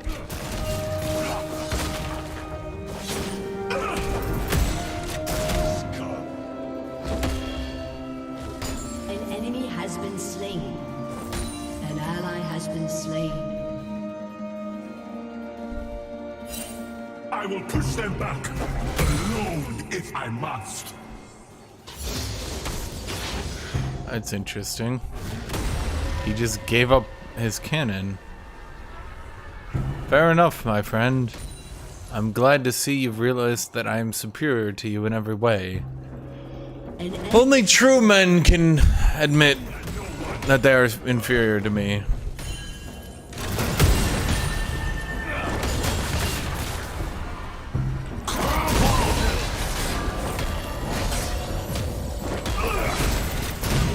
slain. You know, sometimes I forget gameplay can just like on one sheen do that much damage now.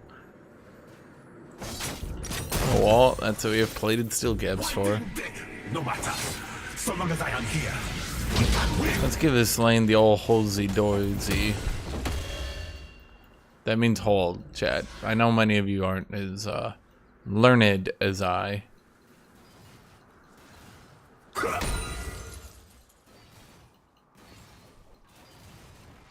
If the enemy asks, I am the answer. Is he backing again? Dude killed me and he's down a level. God damn.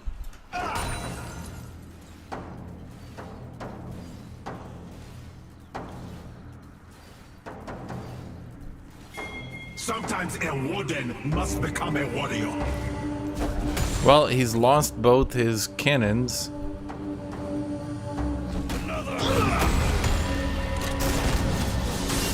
Face me, fight!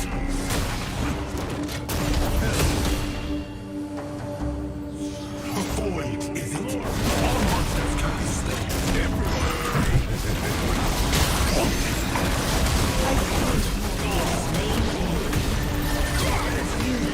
I'm done for. Fuel our evolution.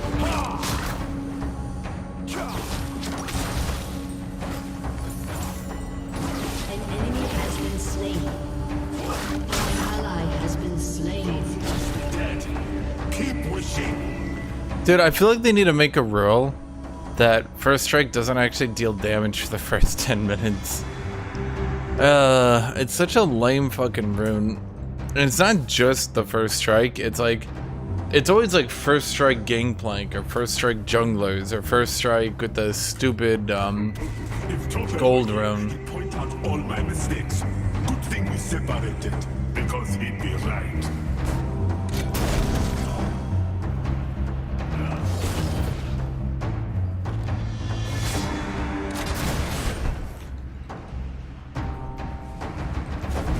which inevitably leads to shit like this.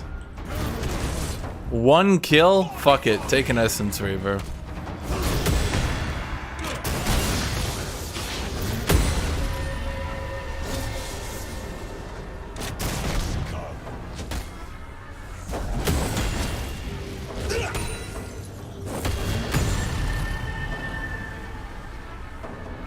Act like failure is impossible.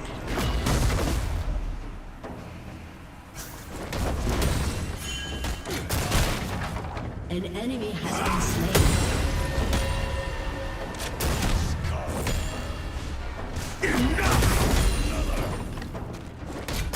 I am the vanguard.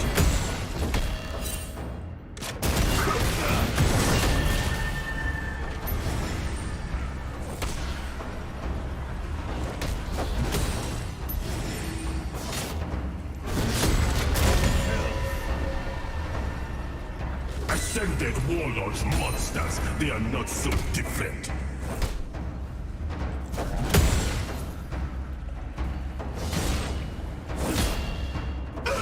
Ally has been slain. To dust.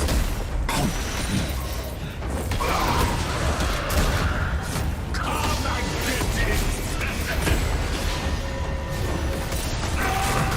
Slain an enemy.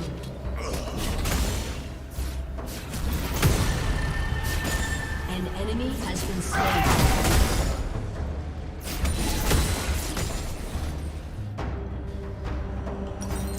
Survival is just the beginning.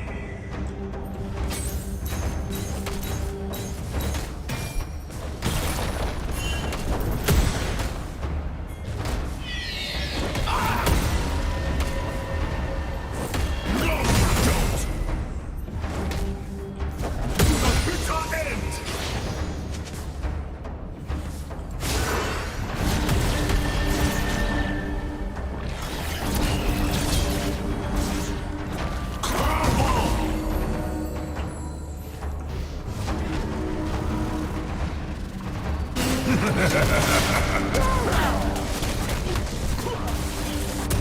Shift like the sand, strike like the eagle.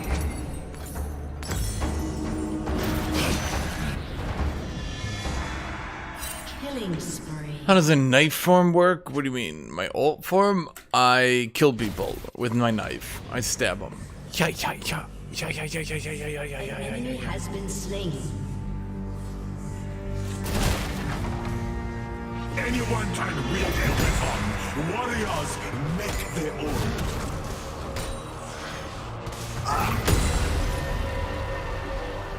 Shut down.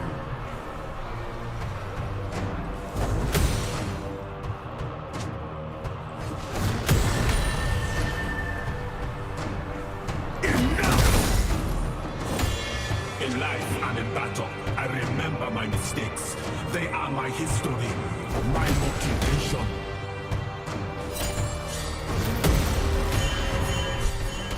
Face me!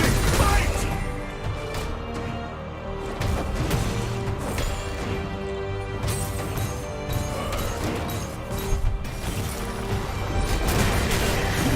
I make my truth.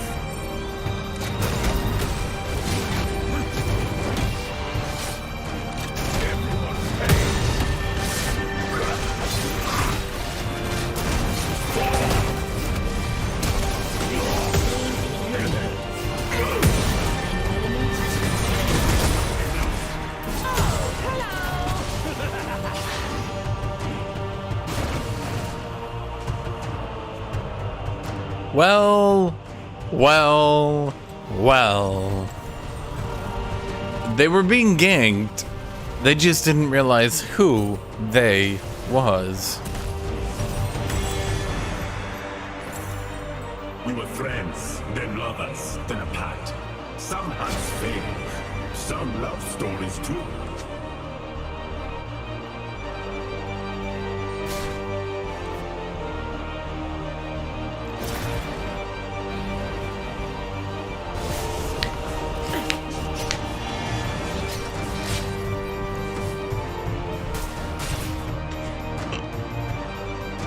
No monster greater than pride.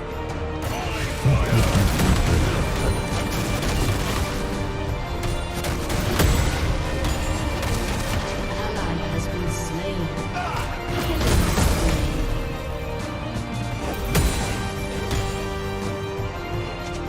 Those who don't respect me will learn today. Ally has been slain. Shut down.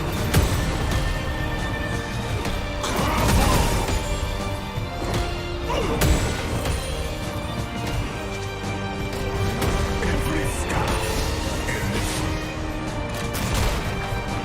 No, you don't.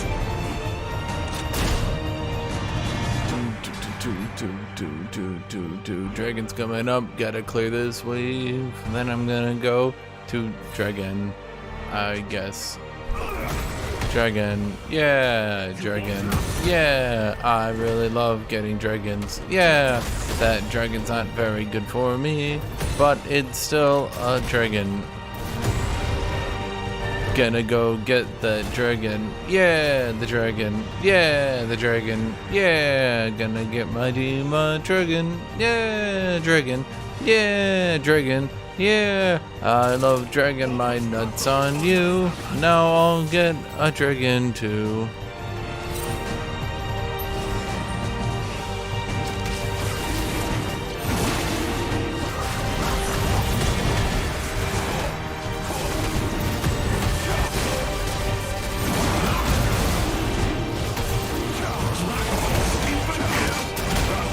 Never dies.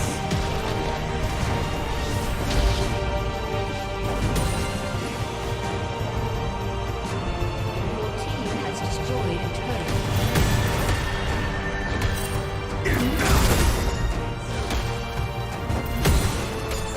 Show me who you are.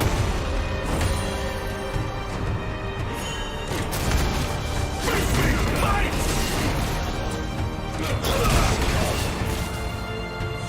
An enemy has been slain. No, you don't. Not today. Visitation is defeated.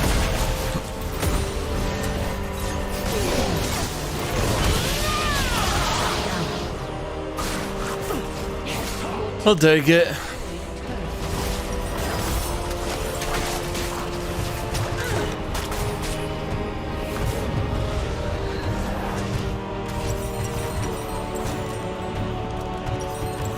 Dude, I feel like Gangplank players like mentally collapse when they can't just kill you with passive ignite auto.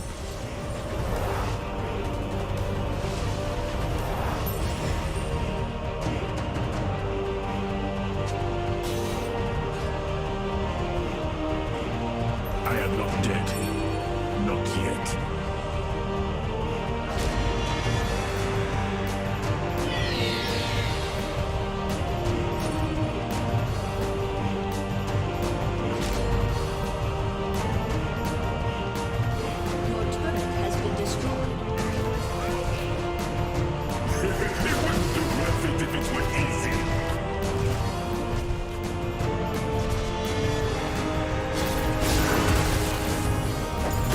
Well, that just came out of nowhere.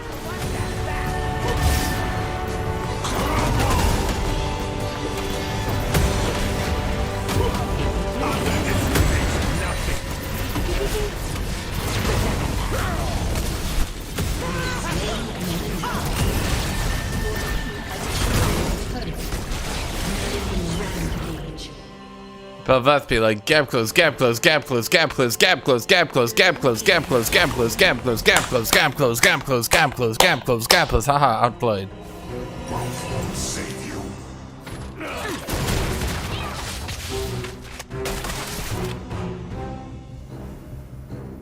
Do do do do do do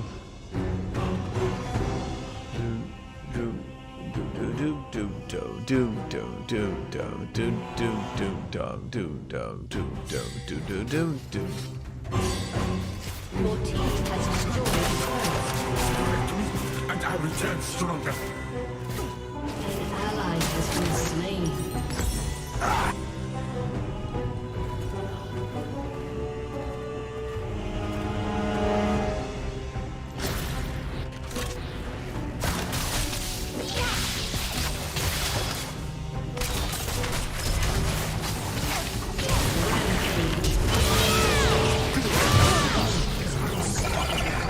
Or beast could conquer them, and none will conquer me. Conka.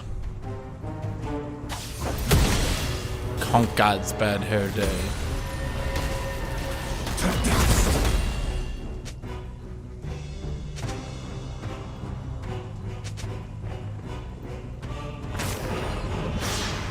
Predators become Dude, it gets even better when you realize that becomes dead.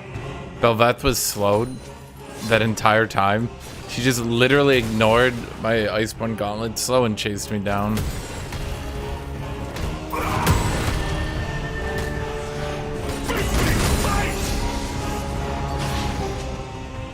Surrender is a weakling. So she got CC'd and slowed and just went, no.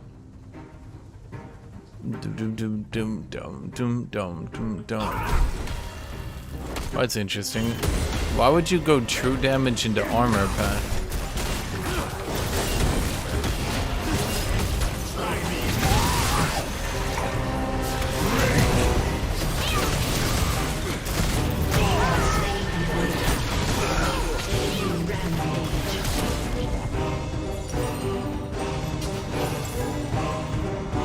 Like, so you went Kraken Slayer on Belveth, and then you went Blood Cleaver.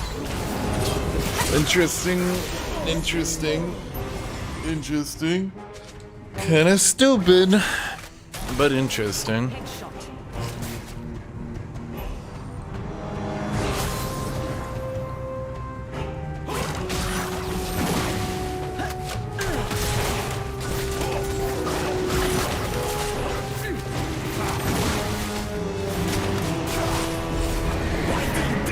No matter.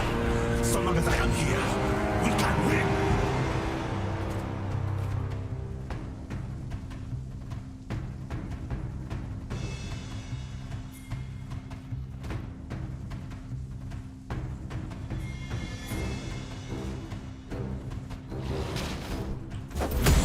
What do you fight for?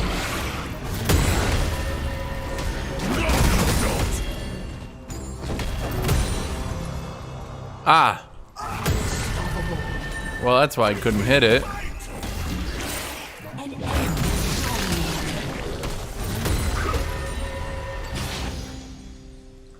Roar with every step. Your turret has been destroyed.